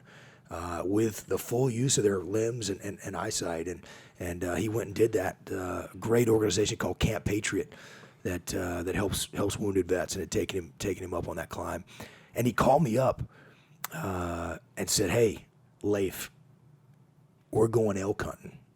And it's something we talked about in Iraq, because Ryan was a big hunter, grew up in Washington State, and had gone hunting. I grew up in Texas, and I loved to hunt, and I'd gone up in Colorado and hunted up there, elk hunting. And so we talked about doing an elk hunt. And, now I thought, well, we can go, we can listen to the elk, and he can be, part of the hunt, but he can't, how can he actually shoot an animal? He can't actually do that anymore. And he said, it's like they got some kind of gadgetry for me, set up. He's like, I'm going to shoot an elk. And I was like, he's like, are you in? It was kind of like $100 hands. And I was like, I'm in. Absolutely. I'm in. And I think it was like my 10-year Naval Academy unit going. I was like, cancel that. We're going on. So Ryan and I went up there with Camp Patriot. They had this crazy gadget set up on the scope of the weapon. And it was a camera, and it was, so you could looking through at the sights. And so we kind of had this, I was spotting for him, looking through the camera. We kind of got him situated, kind of told him when to hold. We kind of had like a ready fire terminology we came up with. And one thing about Ryan is that dude could shoot. And, he struggled at Nyland originally keeping up and, with his physical fitness until he became Biggles 2000 and then was born again hard. But when we got to our shooting schools, we realized this guy could shoot. He was a great shot. And so when we were training with that rifle, we were on the range and we're practicing to go on this elk hunt. I'm talking him in on the target. I realized right away, if we miss, it's my fault, because he's gonna right when I tell him to pull the trigger, he's hitting that target, and it's gonna be right wherever that crosshair is. So we kind of figured it out, and we went out and tracked this huge elk down that was donated by a great group of folks, and we went out. He shot a gigantic, world class elk. That thing was a beast. And he was. And then once we got it, we were cleaning the thing, and he wanted to got his hands in there elbow deep, and in the cleaning process, and just it was a phenomenal experience. And Ryan just could not be kept down. He focused on everything that he could still do, and it was some of the things I couldn't even explain. I remember when. He was living in the Phoenix area, and I went out to visit him, and we had gone out to breakfast, and we're driving back to his house. And he'd only moved there after he was blind, so he'd never been in this area before. And we're driving past, he's like, you just missed the turn. And I'm like, obviously I'm driving. He's blind. He's sitting in the passenger seat. I was like, what do you mean? How do you know that? He's like, you should have turned back there. And I was like, soon I was on my little smartphone. I mapped it out, and I was like, "You're exactly right. Like we had to do a U-turn, go back." I was like, I don't know. He had laid it out in his mind, just the grid system, and how long it took to go where, and it was phenomenal. And he taught me so much about just toughness and selflessness, and just the attitude of being able to overcome any challenge and be thankful for the blessings you've been given. And he was just an incredibly awesome warrior, teammate, and friend, and we miss him. I used to grapple with him, after he was blind, and he wrestled. He wrestled in high school, and so he had some scrap to him. And I remember, first of all, he used to have the tears that come out of that eye, so he'd be like constantly kind of wiping the eye, getting tears all over me. Then I'd be giving him a hard time about that, like, quit crying on me, baby. And but it was awesome. It was awesome. That's a great sport that you can do. You realize how much contact is involved when you're doing that, and how it's so instinctual. And that was another thing. He just was like, "Oh yeah, I'll grapple. I don't care. Can't see, no factor." And I always had to make him pay for the time when Chris, that was one of Chris Kyle's little scams that he played was. Well, let me tell that. That was because I had a good eyewitness to this scenario. So Jocko's our task unit commander, and he's a black belt in Brazilian Jiu-Jitsu, and everyone knows this because we're training at 5:00 every morning, and we're all showing up and doing jiu-jitsu, and choking each other out. You could always see you could tell who our task unit was because when you called a name of someone, we would turn our heads, would turn our entire shoulders at the same time because our necks were getting cranked on. That's right. But because we had just battle royale, as you would encourage it. But in particular, Chris, and we talked about Chris Kyle's sense of humor is a phenomenal guy. And he had a great relationship with Ryan, and really kind of took Ryan under his wing. And one of the things Chris liked to do was instigate. He was a huge instigator, and so they talked Ryan into. They're like, "Hey, Biggles, come here." So Biggles, the new guy, he's fired up. Like, "Hey, I want you to go get up in Leif's face." So and they'd have him come up and like stand in your face and like stare at you, like one millimeter from your nose. Yeah. That's what he would do. Which was obviously very provocative, and so that was the whole point. They were trying to just instigate some kind of, which I'd shove them across the room, get out of my face. They had him do it to Jocko, and he wouldn't do it for a little bit. He kind of did everybody else, and so they're like, "You got to do it to Jocko." They're like, "You don't have any balls. You don't do it to Jocko." So finally, he's like, "I'm sick of these guys telling me." He's like, "I got to prove I'm a new guy." I mean, his manhood's on the line. I'm gonna go do it to Jocko, and he did it in a pretty public forum because we were planning. This is on our trip. We're actually practicing like urban assaults. So we're in this it's kind of a theater type setup, and guys are planning the mission. And I remember watching so they not only have they talked him into it. Jocko doesn't know this, but we all know it's coming. So everyone's watching this, and so all of a sudden Jocko like turns around. And so I think Chris or somebody says like, "Hey, Jocko." Jocko turns around and Biggles is standing like 1 millimeter from his face, giving him this like evil stare down, and Jocko just grabs him, turns him around, gets his back within in half a second, and just throws a rear naked choke on him, and he. He had to go sleepy time. And he's like, "Yeah, so you got a rear naked choke on him." You're like tapping. He's like tapping. And Jocko's like, "I don't accept taps." And so he goes to sleep. Jocko just kind of gently lays him down on the floor, and then we just just went on about our way. That's kind of normal day in the SEAL teams. And then so 6 or 8 seconds goes by. He like comes back, kind of slowly comes to, gets up to a knee, then stands up, and he's like. Kind of looks around like what happened, and we're all Jocko's just acting like nothing happened at all. It's continuing on, and everyone is laughing hysterically. And then, Ryan's like, I thought you guys said you were going to have my back, because they told him, like, we'll have your back. And so I had to, like, coach him. I was like, hey, Bagels, look, man, they're not going to have your back. That's the whole point, right? They wanted to see you get choked out. So after that, I think it was a good learning experience, but pretty legit. Good times. And he was a great sport about that, just like everything else. Yeah. So, like you said, just an amazing guy. And if anybody wants to, anybody's feeling sorry for themselves, or these people that ask about mental toughness, just think to yourself about Ryan. There's one more guy that I've been asked about a decent amount, and it's a guy that was in Live to Tell in the Marc Lee episode. And again, I knew that you'd be coming on at some point to talk about, and we'd have an opportunity to talk about Tony Eafrati.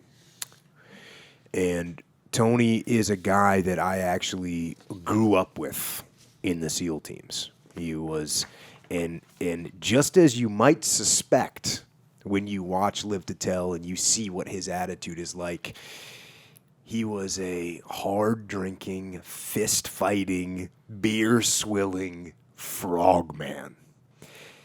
And still is. And still is to this day. And there was, how often he would come to work on Monday morning with a shiner or, bloody knuckles.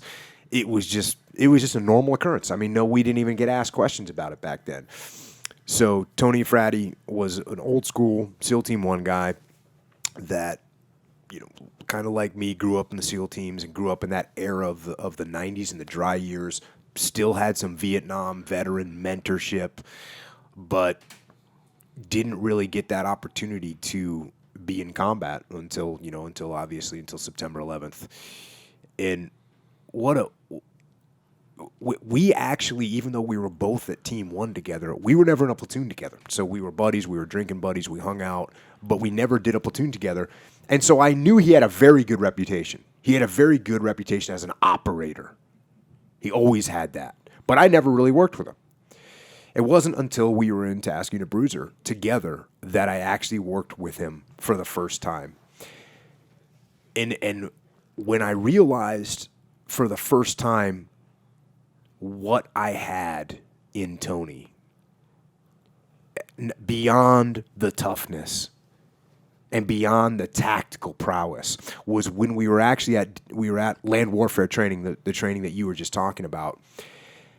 And there was a little kind of a quick operation to pull off. And it was just a quick, hey, go and assault this area. It was the daytime. It was basically going through the mechanics of an assault on a target. And I was watching you and Tony. Tony was your platoon chief. I was watching you two kind of figure out the plan. And you threw a couple ideas out there, and he just said, hey, sir, here's what we should do. Boom. Put these guys over here, set up a base over here, bring the maneuver over here, and put one Overwatch position on this hill. That's how we should do this. And you looked at him and said, that's awesome. That's perfect. Let's get everyone over here, and why don't you just go ahead and brief them up? And he looked at you, and he said, no, sir. You tell them what to do. It'll be better coming from you. And so here was a guy that obviously, because he'd been in the teams for 15 or 17 years, obviously had more tactical experience than you did. But he was so secure in his leadership and so secure in his tactical knowledge that it didn't mean anything to him. And he realized that the best thing that he could do for the team and for your platoon was to let you lead this. Let you put out the word. Let you give the plan. And I realized at that point, and this was early in our workup, that this guy was not just a tactician, not just a tough, badass frogman, but he was a real leader. And as I know you will say, you were absolutely blessed to have Tony as your platoon chief. I got to say, the SEAL teams has produced some phenomenal individuals, some incredible battlefield leaders throughout the decades in the proud legacy and history of the SEAL teams. And I can say with confidence that I believe that Tony Eafrati is probably one of the best combat leaders of SEAL teams has ever produced.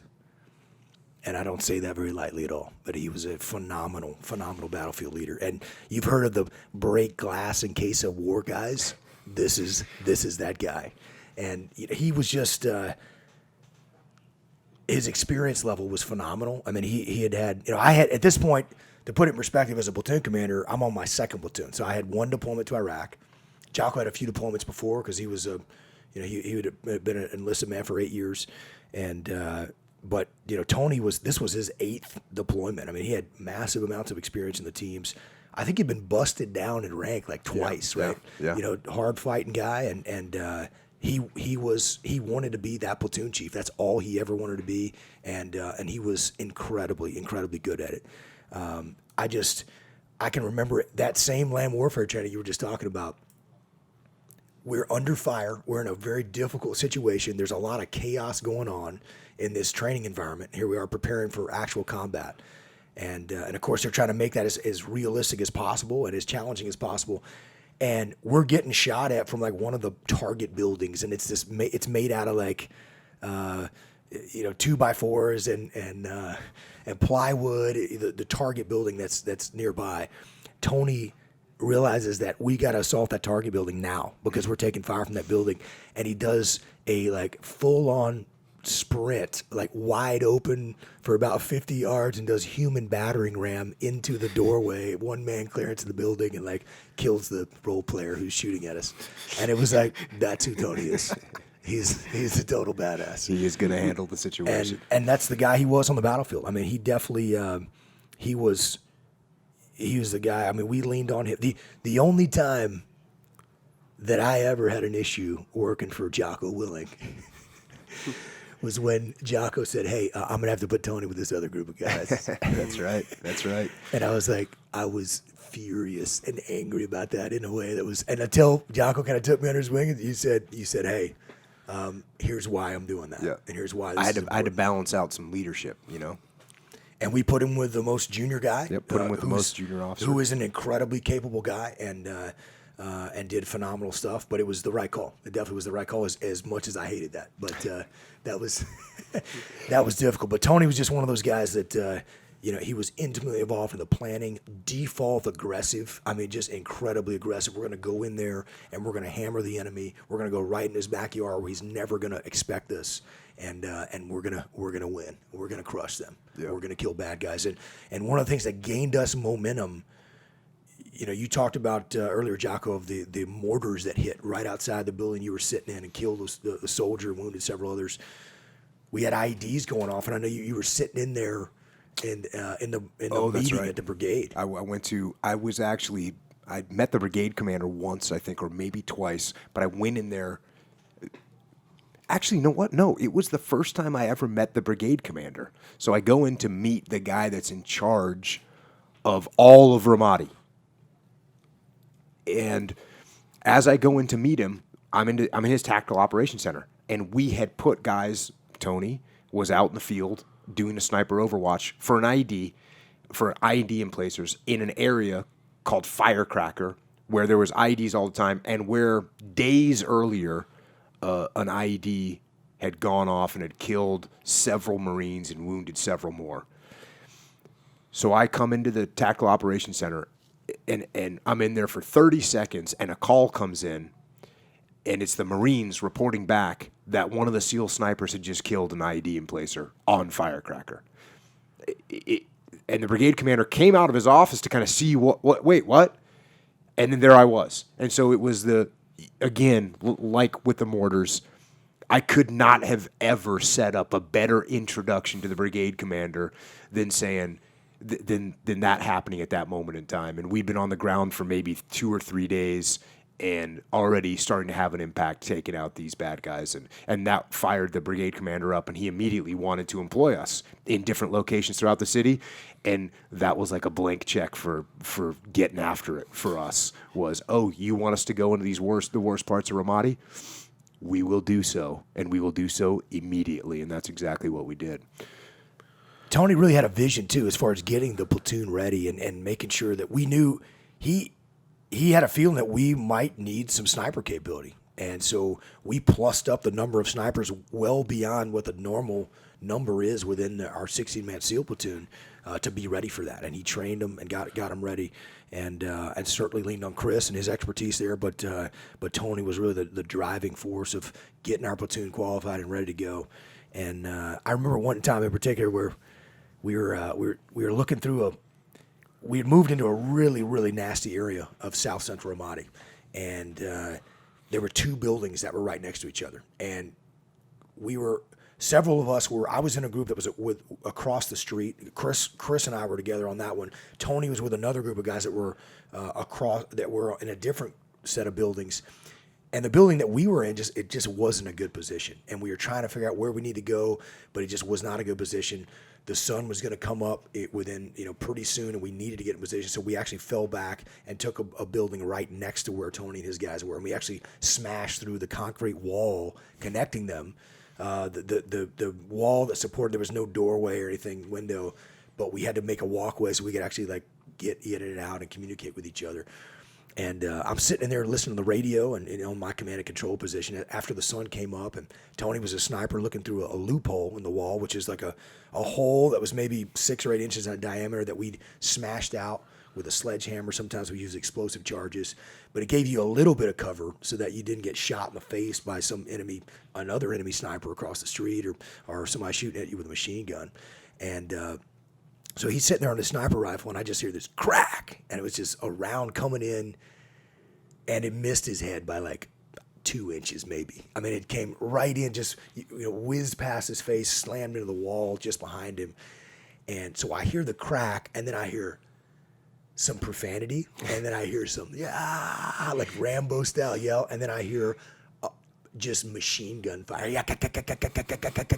And so Tony the round had come in past his face, and Tony was pissed. And he reached over, grabbed a Mark 48 machine gun, and dumped a 100-round belt through the loophole. We had no idea where the round really came from, but 100 rounds got shot back in the general direction, and I think that was discouraging to whoever was shooting at us. So that's the kind of guy who Tony was. He was gonna. You shoot one bullet at me, I'm shooting 100 back at you. And he was the guy too. Because he had that relationship with you. When I first checked into SEAL Team 3, me and the Delta Platoon commander, who was a good friend of mine that we gone through buds with, that Jocko referenced earlier, we had heard about this guy, Jocko.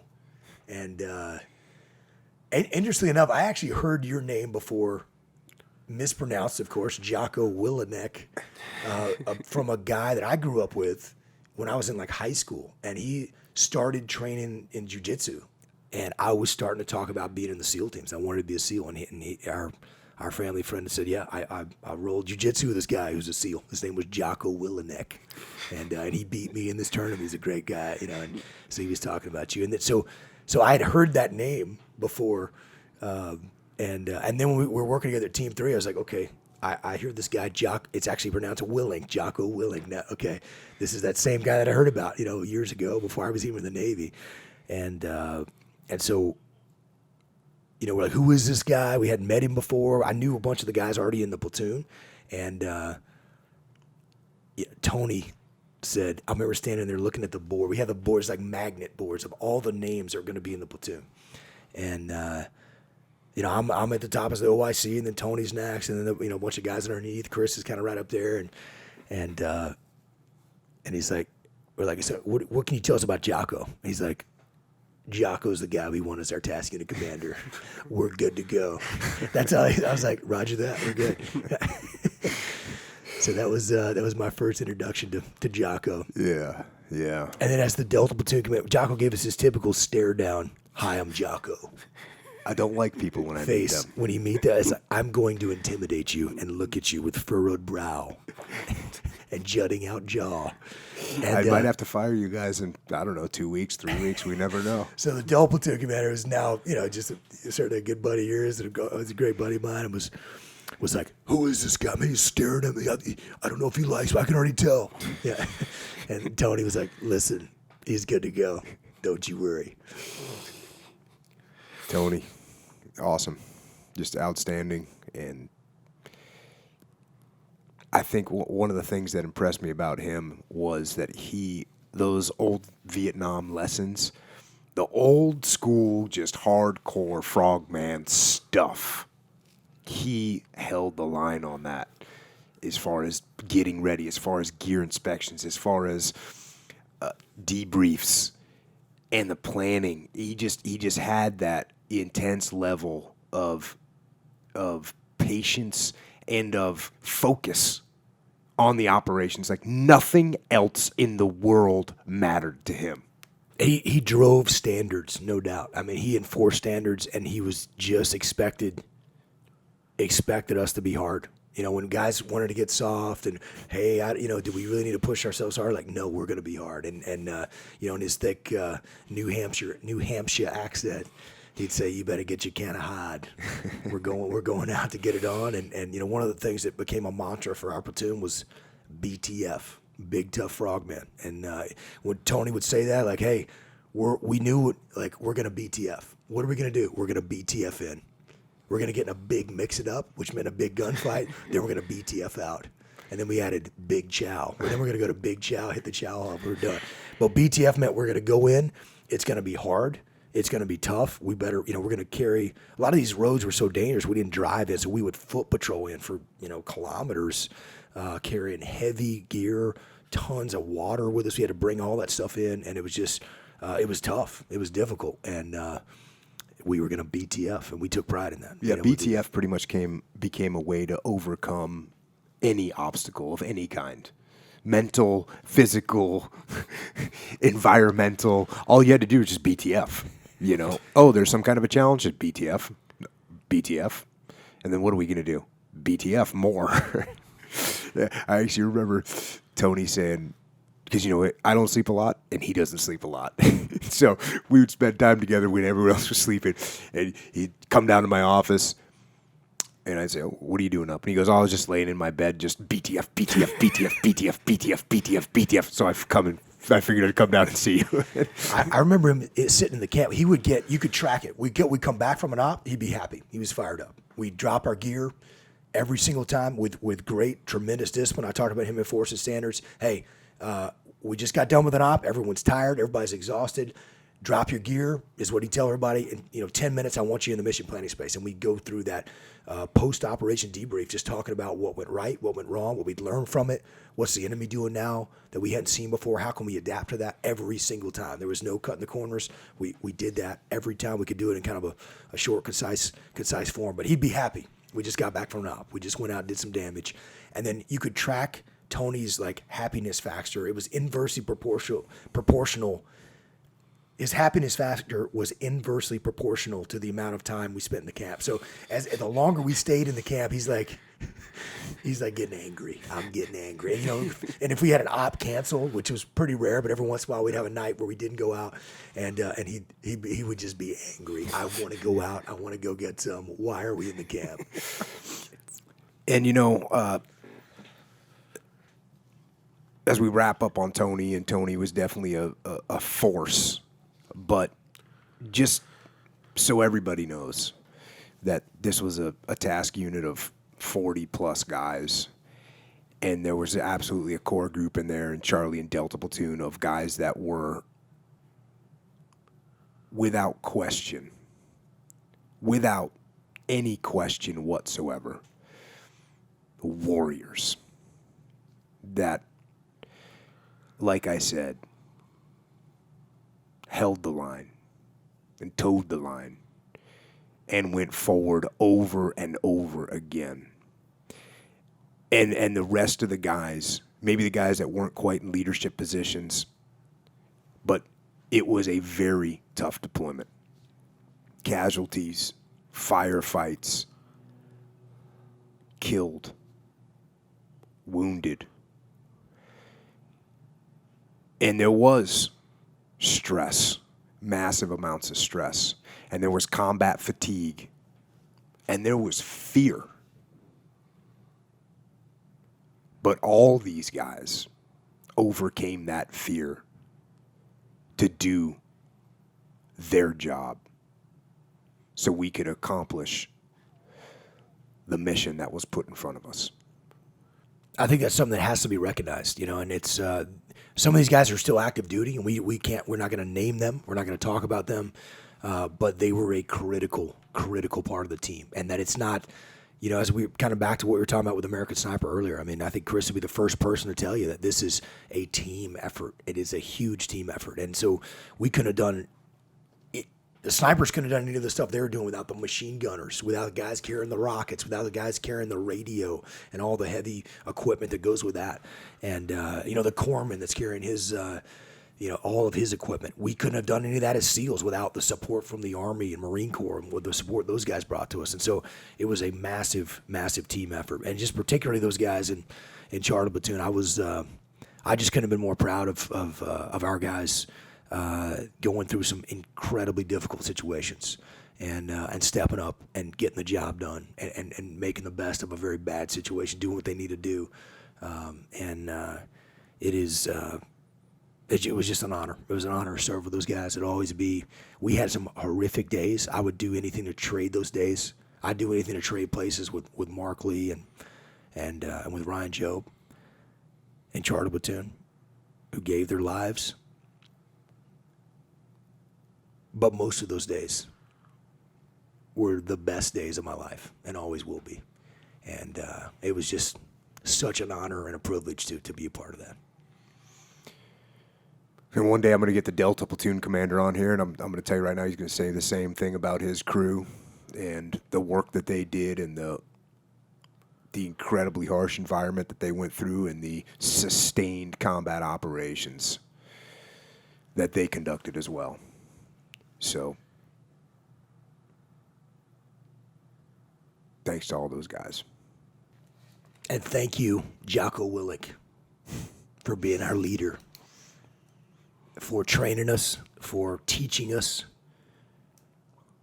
for inspiring us.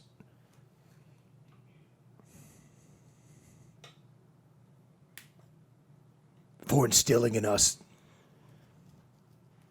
this default aggressive mindset to go out on the battlefield, into the fray, into the worst, most dangerous areas, and make a difference and win.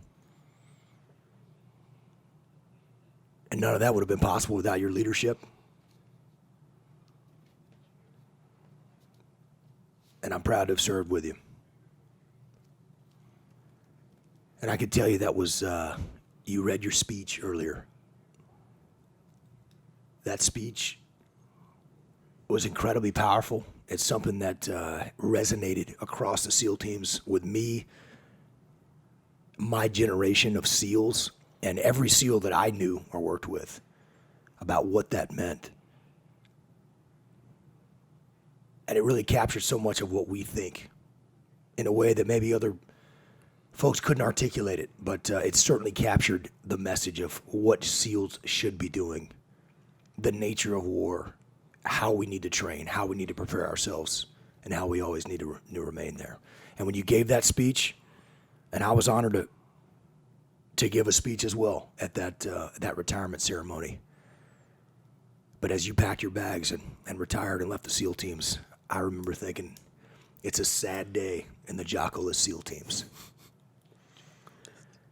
And it really was. But you certainly left your mark on the SEAL teams, not only for me and all the guys from Unit Bruiser that we served with, but the generations of SEALs that you trained, that you passed on those leadership lessons there to.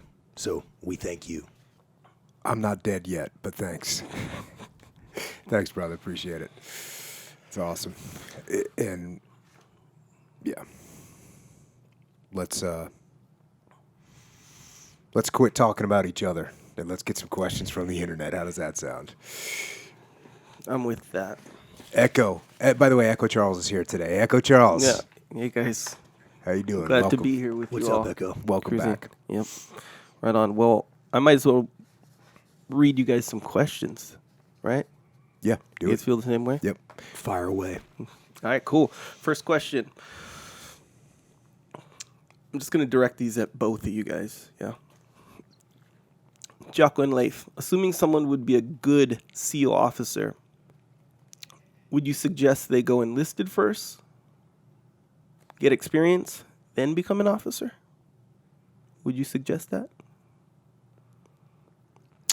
Or the other choice would be just go straight officer commission. So Right. I guess we have both of those examples here. Right. I was enlisted first. Leif went straight commissioned out of the Naval Academy.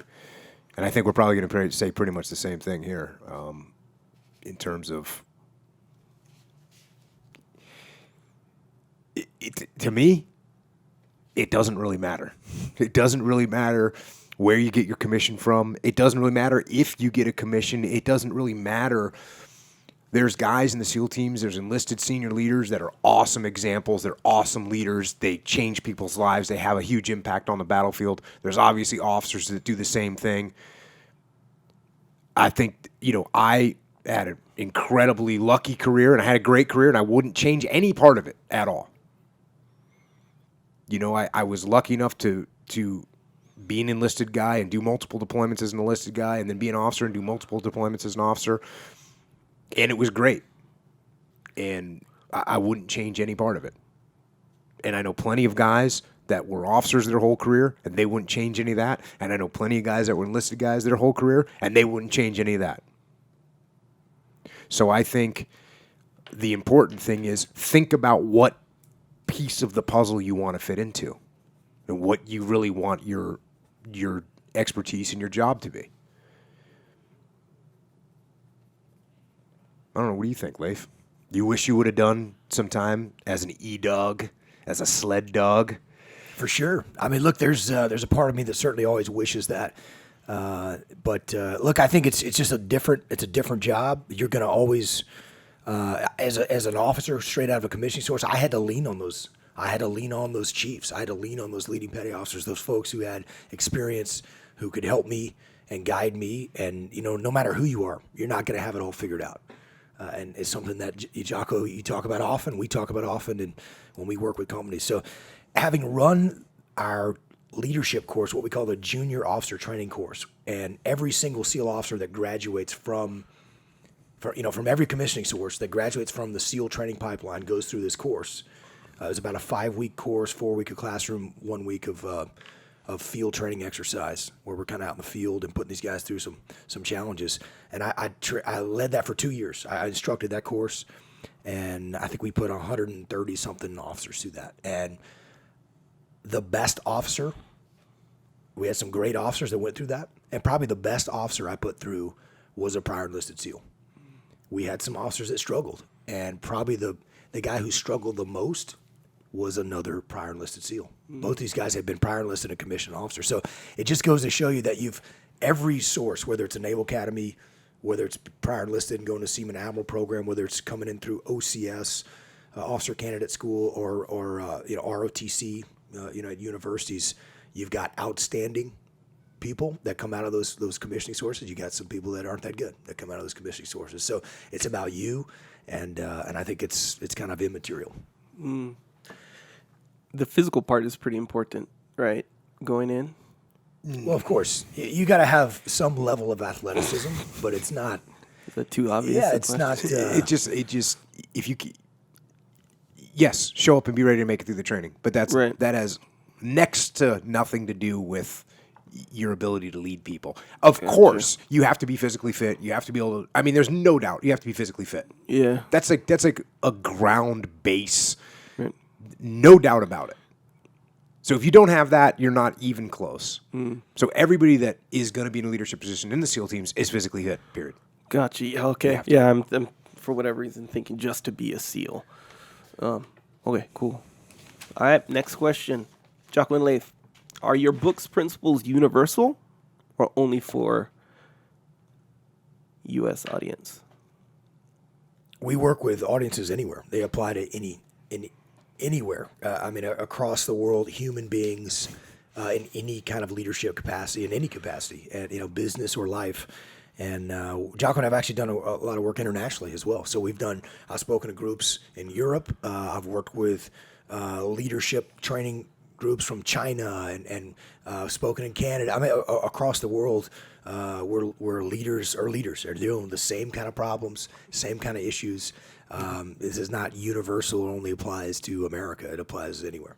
Yeah, and what I found is, and Jockey always talk about like how it's relationships, building relationships up and down the chain of command. So, and really that relationships theme is kind of everything in life, where whether it's like your friends or your spouse, husband and wife or whatever, in the teams or in business, right? So relationships apply to everybody in the whole world, no matter what culture, U.S. or otherwise.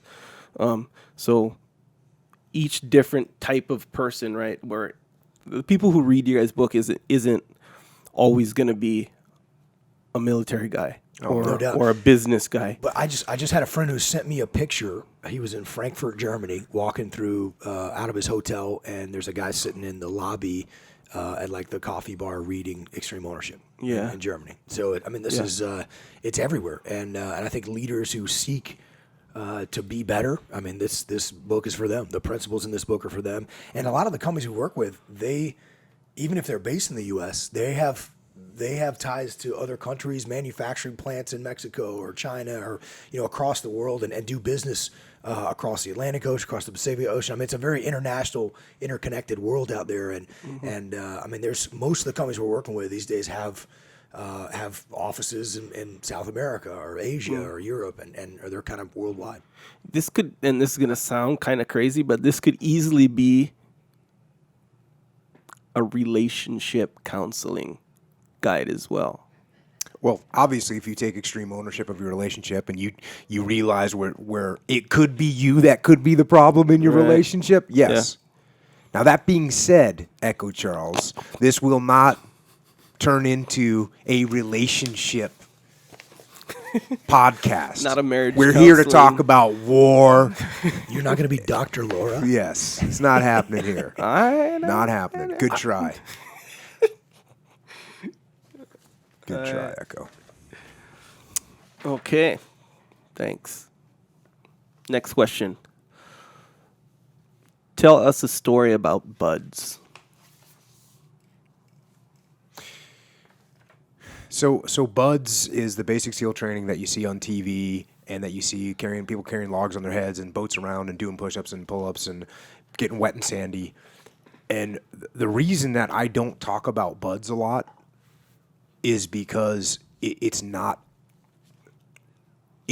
tiny, tiny fraction of what the SEAL teams is all about. Mm-hmm.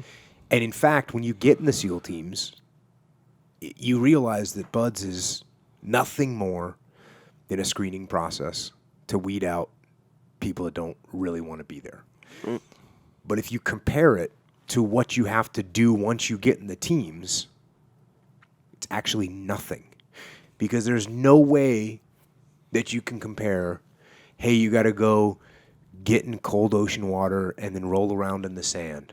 Mm. Oh, no. And I always think back to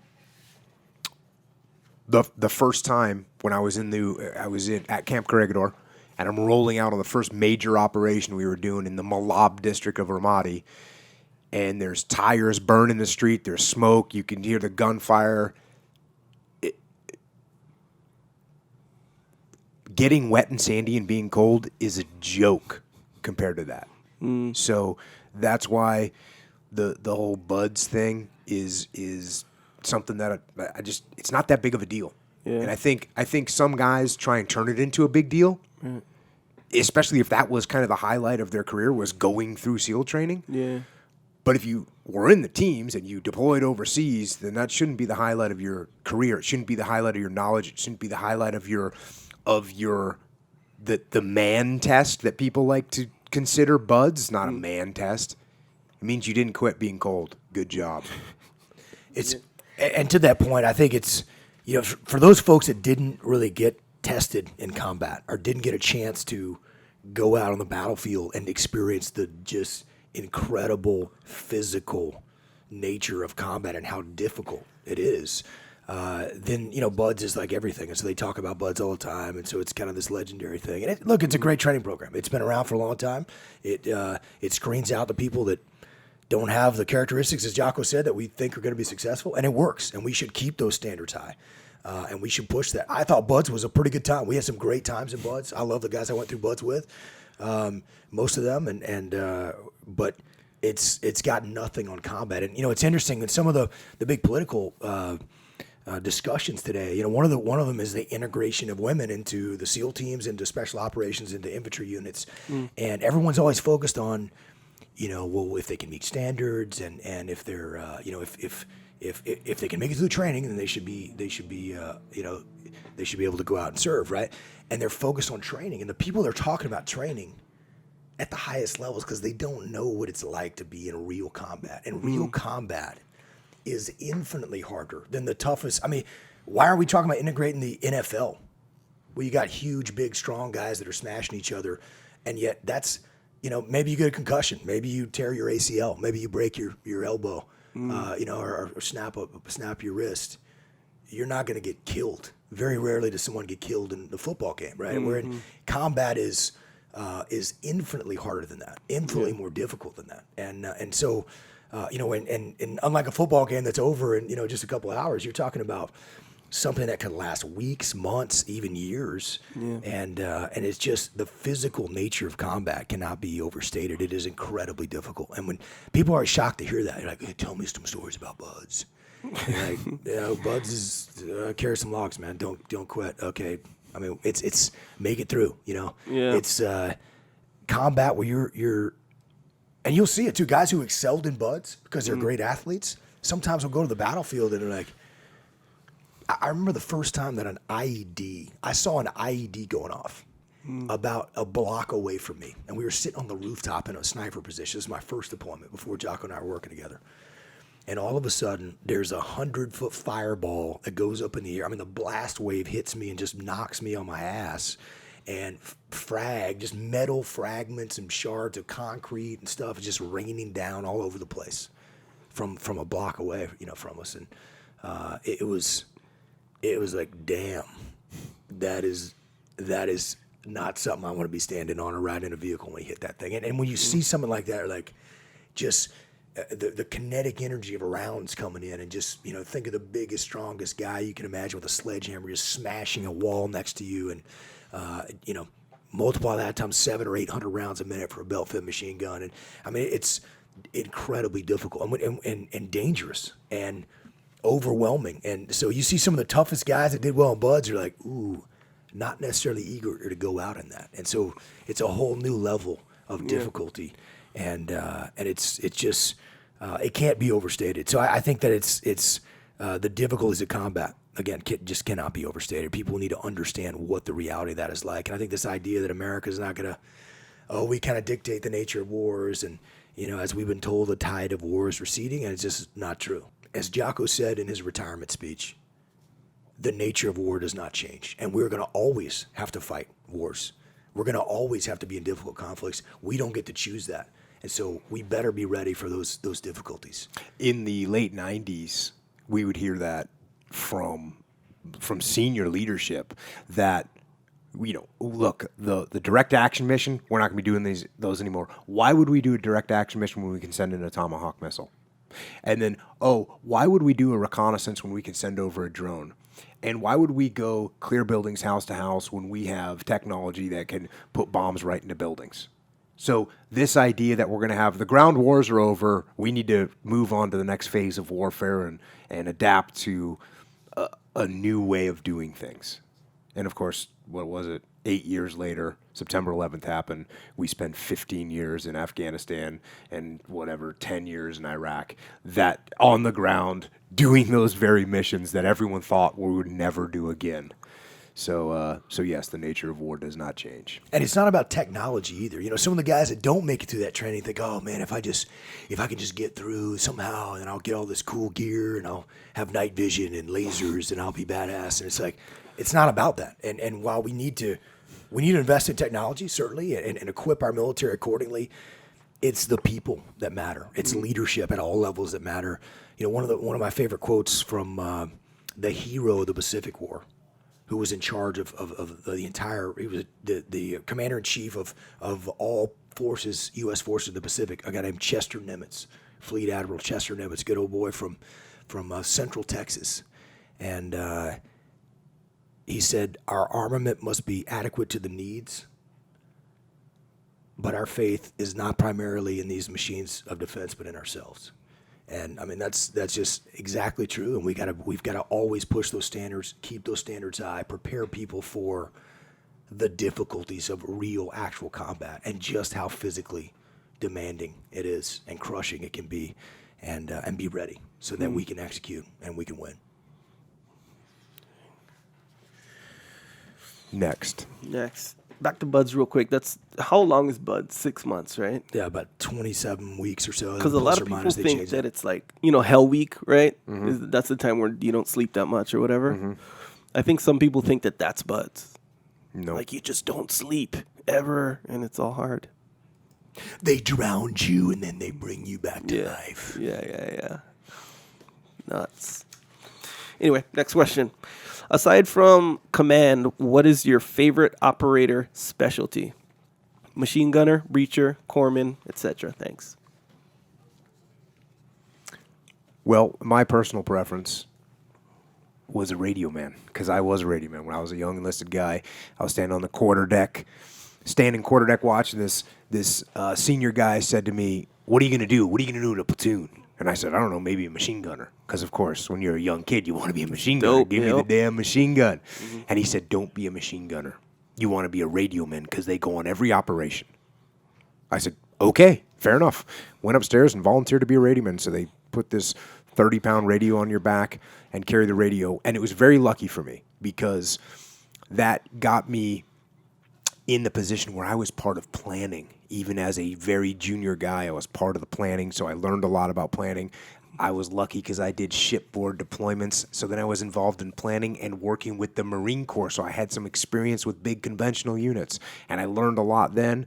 So I was always very preferential to the radio man. I thought it was the most cerebrally challenging job. Now, that being said, let me tell you what I wanted my platoons to think. I wanted my platoons to think that each guy was the most important guy. I wanted the radioman to think that he was the most important. I want the corpsman to think he was the most important because he was going to save everybody. I wanted the snipers to think they were most important because they were going to kill everybody. I wanted the machine gunners to think they were the most important because they were going to lay down the fire and get us out. So I was always a big supporter of all of them. And you need them all because it's a team. And you get those people that are like, oh, this is more important, or this, or my job is the best. And as we were talking about Chris and the kind of portrayal in American Sniper as a sniper, and you've got to have that entire element working together. You got to have those machine gunners. You got to have the corpsman. You got to have the radioman who's passing position and where telling friendlies where you are so you can get help. Directing. Help in where you need it, and tell them where the enemy is. I mean, all that stuff is absolutely critical. I think as far as a favorite specialty, I like to shoot. I like combat shooting, combat rifle, pistol shooting. It's always been one of my favorite things to do. I love that about the SEAL teams, training in combat rifle, pistol, shooting it, moving and hitting different targets and shooting against steel targets. And we go to these amazing ranges, and it's super fun. And that being said, that's not my job, and that is that's a real realization you have to come to as a leader, is that my job is not to shoot, and I got to be able to shoot, because there are times when I'm the only guy who can do that, and I've got to be able to eliminate a threat, and I've got to be able to do it accurately. So I have to be able to do that just like everybody else, but that's not my job. And I really learned that in our advanced training. After BUDS, there's another 6 months of what we call SEAL qualification training, and one of my instructors, as Jocko and I often say, like, failure is sometimes is the best teacher, often the best teacher. And I remember I was trying to lay down fire for my squad. We're under fire, we're shooting, and then I was actually trying to look around, and I got a safety violation for that, for like trying to shoot rounds downrange and trying to look around. It's like, guess what? You can't do both. And I was like, roger that. I should have gotten a safety violation. It's dangerous. You never want to pull the trigger on your weapon if you're not looking down your weapon, controlling where the sights are. And it was exactly what what should have happened.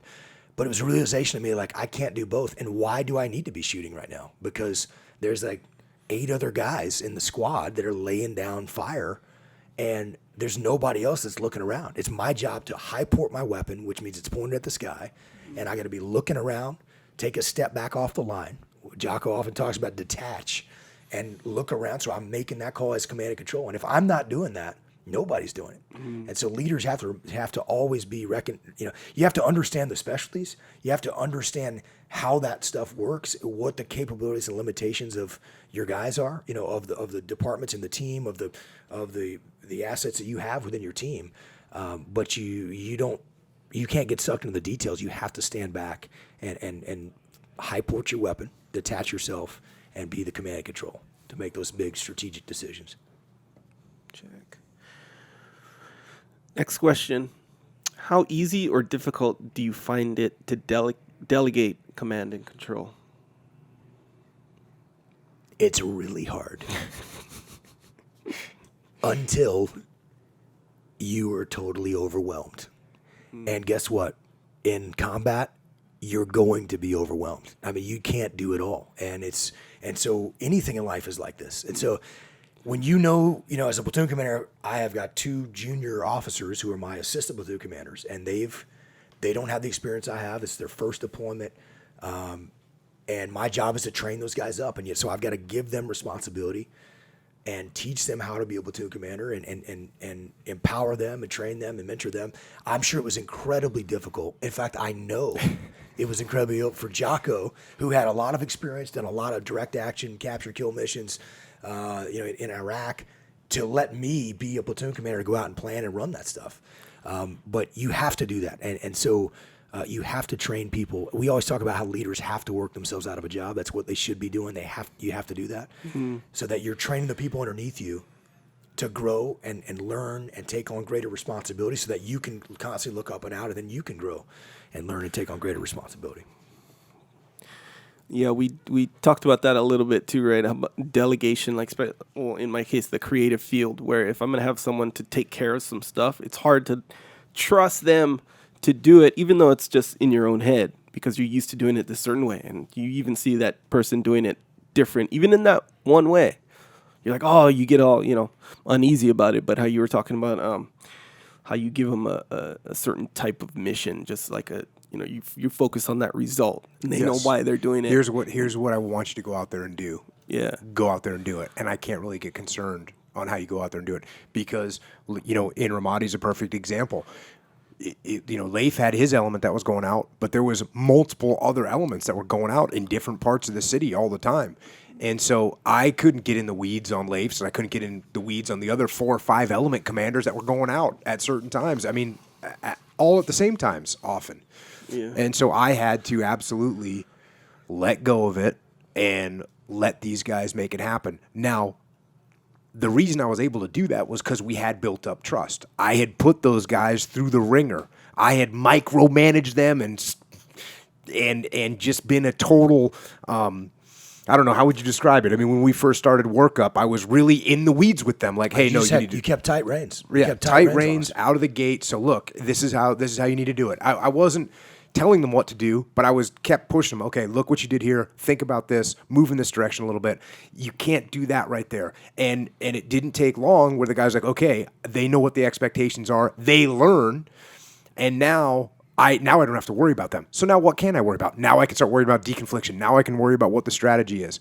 And, for bigger operations, obviously, when we were doing battalion-sized operations, obviously, I got to go out there and coordinate with the battalions and sometimes go out just to go out and see how these guys are operating.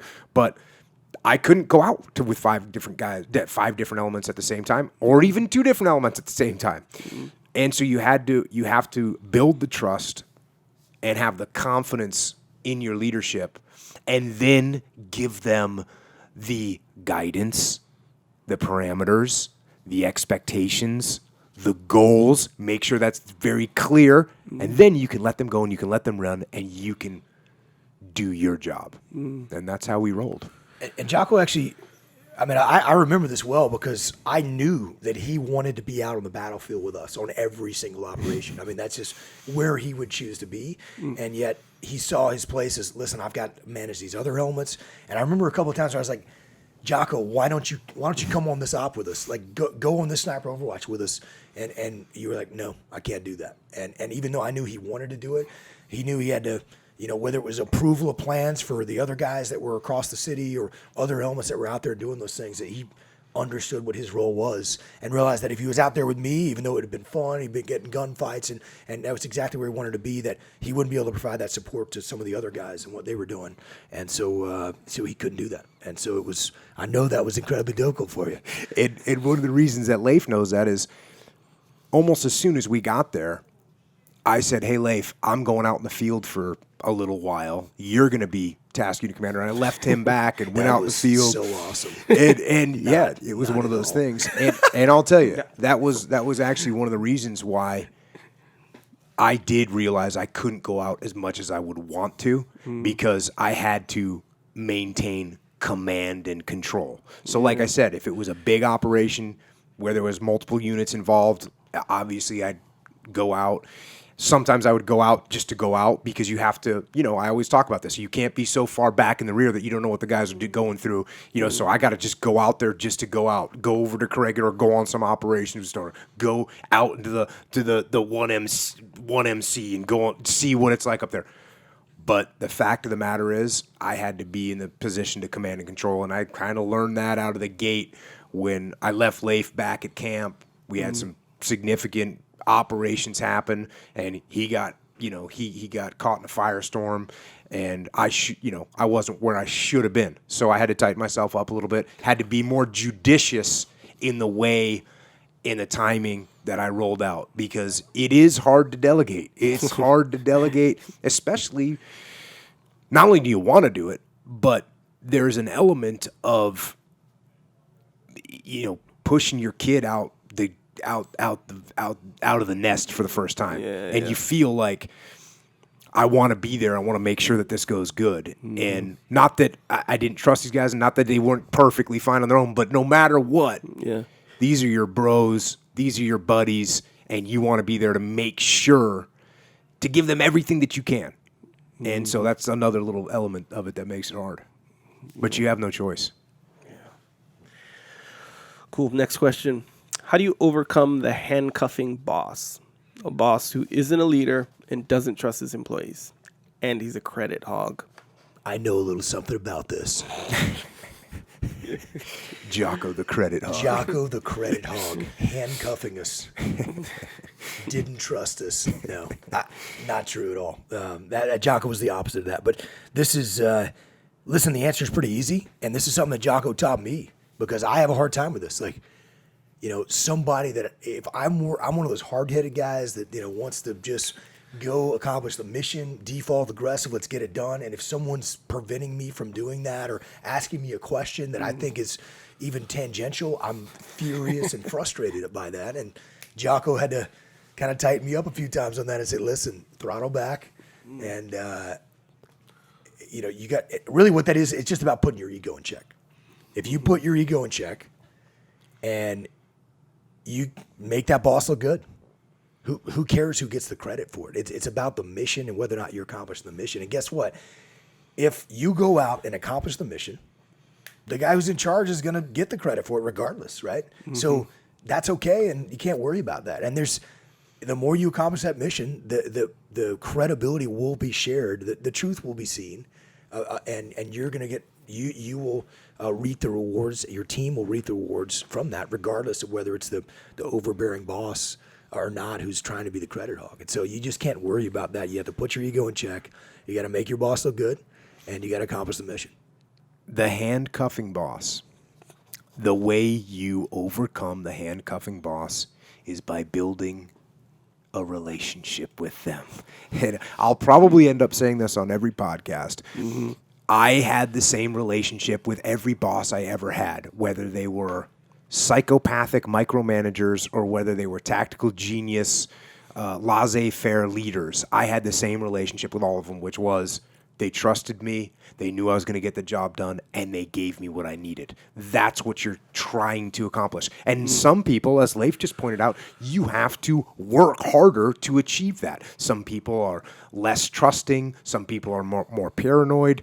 You're going to end up having to figure out these other human beings. And that's what is hard about leadership, especially up the chain of command. So you've got to figure out this puzzle of a human being, and you've got to get towards that strategic goal, which is building a relationship of trust. And once you have that, the cuffs are going to get unlocked. Now, the other piece, the credit hog that Leif just talked about, clearly, if you are saying to yourself, he's taking all the credit and I'm not getting mine, that's the red flag. That's the alert saying, hey, brother, your ego is calling. You need to put it in check. You, like Leif said, you want to make your boss look good. There's nothing you can do better to build trust with your boss than make him look good and give him all the credit. Mm-hmm. He's going to let you run. Those handcuffs are going to get a little looser every time you do that. Yep. I never cared about who got credit. Are you kidding me? Are you kidding me? We're going to put that ahead of accomplishing the mission that we're here to do? Yeah. No, the credit doesn't matter. Give the credit to your boss. Deliver it to your boss on a platter, on a silver platter. Bring him that credit, and walk away from it and say, "I'm going to go get you some more." And those cuffs are going to come off. Make it happen. Interesting. Next question. What do you do where you know an order is bad, but if you don't fall in line, the punishment will be terrible? Jocko, you talked about this when you were reading the Maxims of Napoleon. And I think the quote was something like, every general-in-chief who in consequence of orders from his superiors gives battle with a certainty of defeat of his army's ruin is culpable. And I think that's exactly true. And what that really means is extreme ownership. You own it regardless. And so, you know, in the military, you've got the Uniform Code of Military Justice, which is the legal framework that the military falls underneath. Our laws, our military justice system, and you're obligated to not follow a illegal order. So if someone gives you an order to go execute prisoners or do something that you shouldn't do, you actually are legally obligated to not follow that. And that following orders, like, you know, whether you're and it didn't work in Nuremberg, right? For the SS guards who sent people to their deaths to say, "Oh, I was just following orders." It's not. That is not a defense. And so you have to. It's on you. It's your responsibility, and it's certainly under our own UCMJ. It's on you. And I think in those kind of situations, you have to own that. And if it's truly bad, if it's truly catastrophic, you have to be willing to take the punishment. You want to punish me for that? Okay, cool. You want to fire me? Well, I'm not going to do that because I'm going to sleep better at night knowing that I made the right decision. I'm not going to go down this path that leads to, you know, the destruction of our team, that puts people in harm's way, that puts, you know, that causes people to do something that's unsafe and puts them in jeopardy. And you got to be able to stare yourself in the mirror, and that's most important. And, oh, you want to fire me for that? Okay, cool. I'll take that. Now, some people, you have to understand that you got to prioritize. And there are those people that are like, over the top, everything is like, you're telling me to do this and I don't agree with it, and it's really not that big of a deal. And one example I thought of, people are shocked to hear about what it's like going to war in today's world, the administrative requirements that are on you, the massive amount of paperwork that we had to do just to get approval for an operation, all the things that we had to do that are required on us, and we're in the middle of a war. And guess what? We bitched and griped about that all the time. No one more than me. And Jocko was probably sick and tired of hearing me about that. And one of the things he said right away was, hey, guess what? All these admin requirements they're putting on us, even though we're in the middle of a training right now and they're asking us for this paperwork, we're going to do them. We're going to do them all of them. Yeah, and one of the reasons that I did that was because I did not want higher headquarters to have anything to hold over me at all. And furthermore, guess what I was doing? I was building up myself a little relationship with the boss man. Because, oh, you want admin stuff done? No problem. Don't even worry about it. We're going to build it up. That's what we're going to do. And then there were times where the paperwork did cross the line. And one of those situations that we ran into was not really a paperwork situation, but they wanted us to work with Iraqi soldiers. And we've talked about this before. It's in the book. The Iraqi soldiers are very unreliable, unmotivated, can be disloyal, don't have good training, don't speak the same language as us, don't have good equipment. I mean, it's just a laundry list of reasons why you don't want to put your guys' lives in their hands. Well, in Ramadi, the fighting was horrible in 2006. in other areas of Iraq, the fighting had actually settled down. Well, the command above us wanted us to work with Iraqi soldiers. They wanted all the special operations people to work with Iraqi soldiers. So they actually, all of the special operations people, mostly, were resistant to this.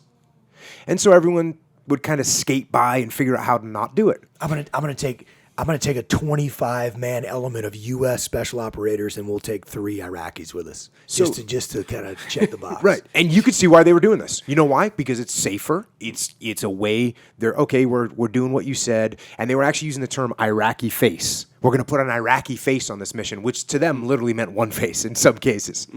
So we get told this as well. And if you read the book, we talk about the fact that we were definitely not pro taking Iraqis, but we realized that if we didn't do that, if we didn't get the Iraqis out there fighting, they were never going to learn how to fight, and we would never be able to leave Iraq.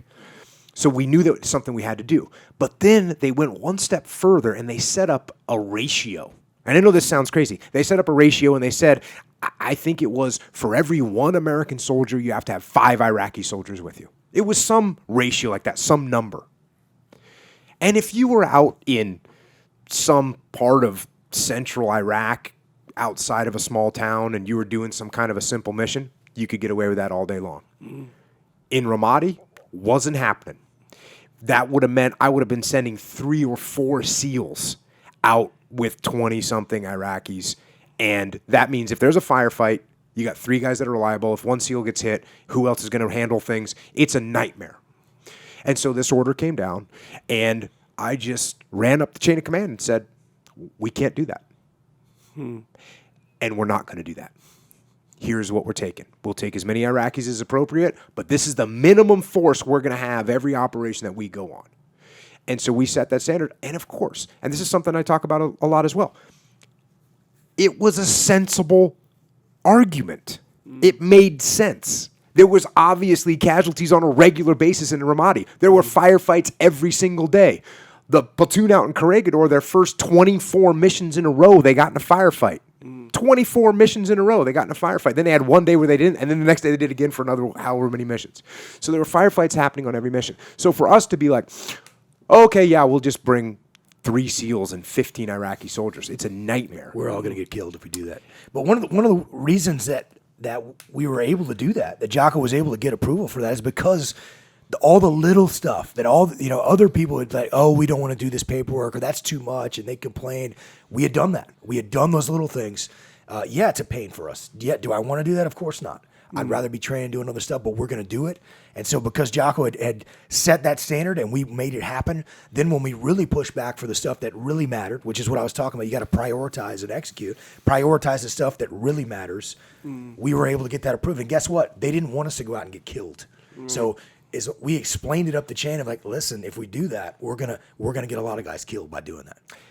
And I talk about this often, the fact that leadership is aligned to the front troops. And if not, then there's something drastically wrong. But of course, my bosses wanted me to keep my guys safe and kill bad guys and win the war. Of course they did. In businesses, of course the boss wants you to be profitable and keep your troops happy, but be profitable, be ethical, right? Those are standard things, and those are going to be aligned. So if you send up an idea up the chain of command, or you get told to do something and you don't do it because it's not going to help you be profitable, why would your boss disagree with that?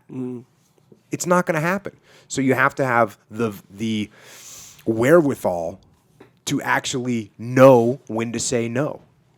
And on the moral and ethical things that Leif talked about, those are clear cut.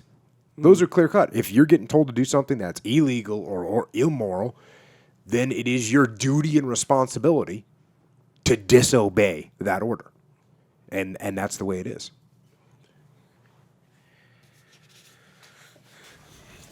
All right. Last question. My team has missed our last 2 deadlines.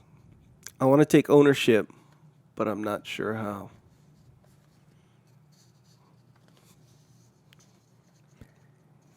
It's not what you preach, it's what you tolerate.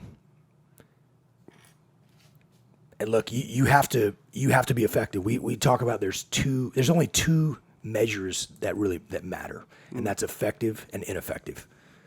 Are you effective? Are you accomplishing the mission? And if you are, figure out a way to become even more effective. If you're ineffective, you're not accomplishing the mission, then you got to figure it out. You got to take ownership of that. You got to solve that problem. And so if your team isn't getting the job done, you can't tolerate less than that. You, as a leader, you have to drive those standards. I learned pretty early on that in the SEAL teams, there's some strong personalities there, which is awesome. That's one of the great things about the SEAL teams. And there's always this tension between people have their mind, we should do it this way, or we should do it this way, or we should train this hard, or we should focus here or there. And that's awesome. You have some incredibly talented, great guys, as we've just talked about. But as a leader, you have got to maintain the standards. And there are standards that just cannot be compromised. You've got to push hard. You've got to drive that performance. You got to set the tone for that. And if you don't do that, no one's going to do it. So it's not what you preach. It's not the words that you say. It's not the email that you sent. It's not the banner that you created to put on the wall or the PowerPoint slides that you built. It's actually what you tolerate. It's the performance that you see. And if it's substandard, you got to push again, and you got to push again. You got to set that bar high. Now, that being said, you can't drive your team into the ground. You have to lead them. You can't be a slave driver. You can't destroy your team. You can't be overbearing. But for those things that really matter, pushing performance to the next level, you have got to set that standard. And I think that's what makes truly the best military units, the best teams out there great. It's not what you preach, it's what you tolerate.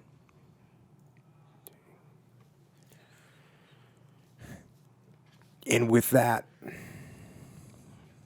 one thing I like to think about when I hear about standards and what you're going to tolerate, don't just think about your team.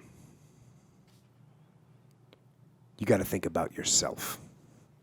You got to think about raising the bar on yourself. You got to think about what you're going to tolerate from yourself and how you can raise that bar and raise that standard and get better with everything you do, and thereby lead by example so that your team becomes the example.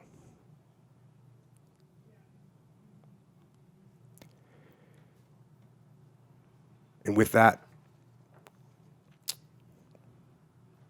I think we'll close it out. That was a long haul on the podcast. I wanted to say thanks to everybody that's been tuning in and listening to the podcast. It's been amazing getting all the feedback. Thanks, obviously, to my brother here, Leif Babin, for coming on. I know he'll be on again. If anybody out there wants to continue these conversations out there on the interwebs, you can connect with us on Twitter. I'm at Jocko Willink. Leif is at Leif Babin. And of course, as you know, Echo Charles is at Echo Charles. Thanks for leaving reviews of the podcast and of the book on iTunes and Amazon. That is very helpful to us, so we know how we're doing. And most of all, for everyone that's out there in your little chunk of the world, listening to our little chunk of the world, thanks for getting out there and for getting after it. And so, until next time, this is Jocko, Leif, and Echo. Out.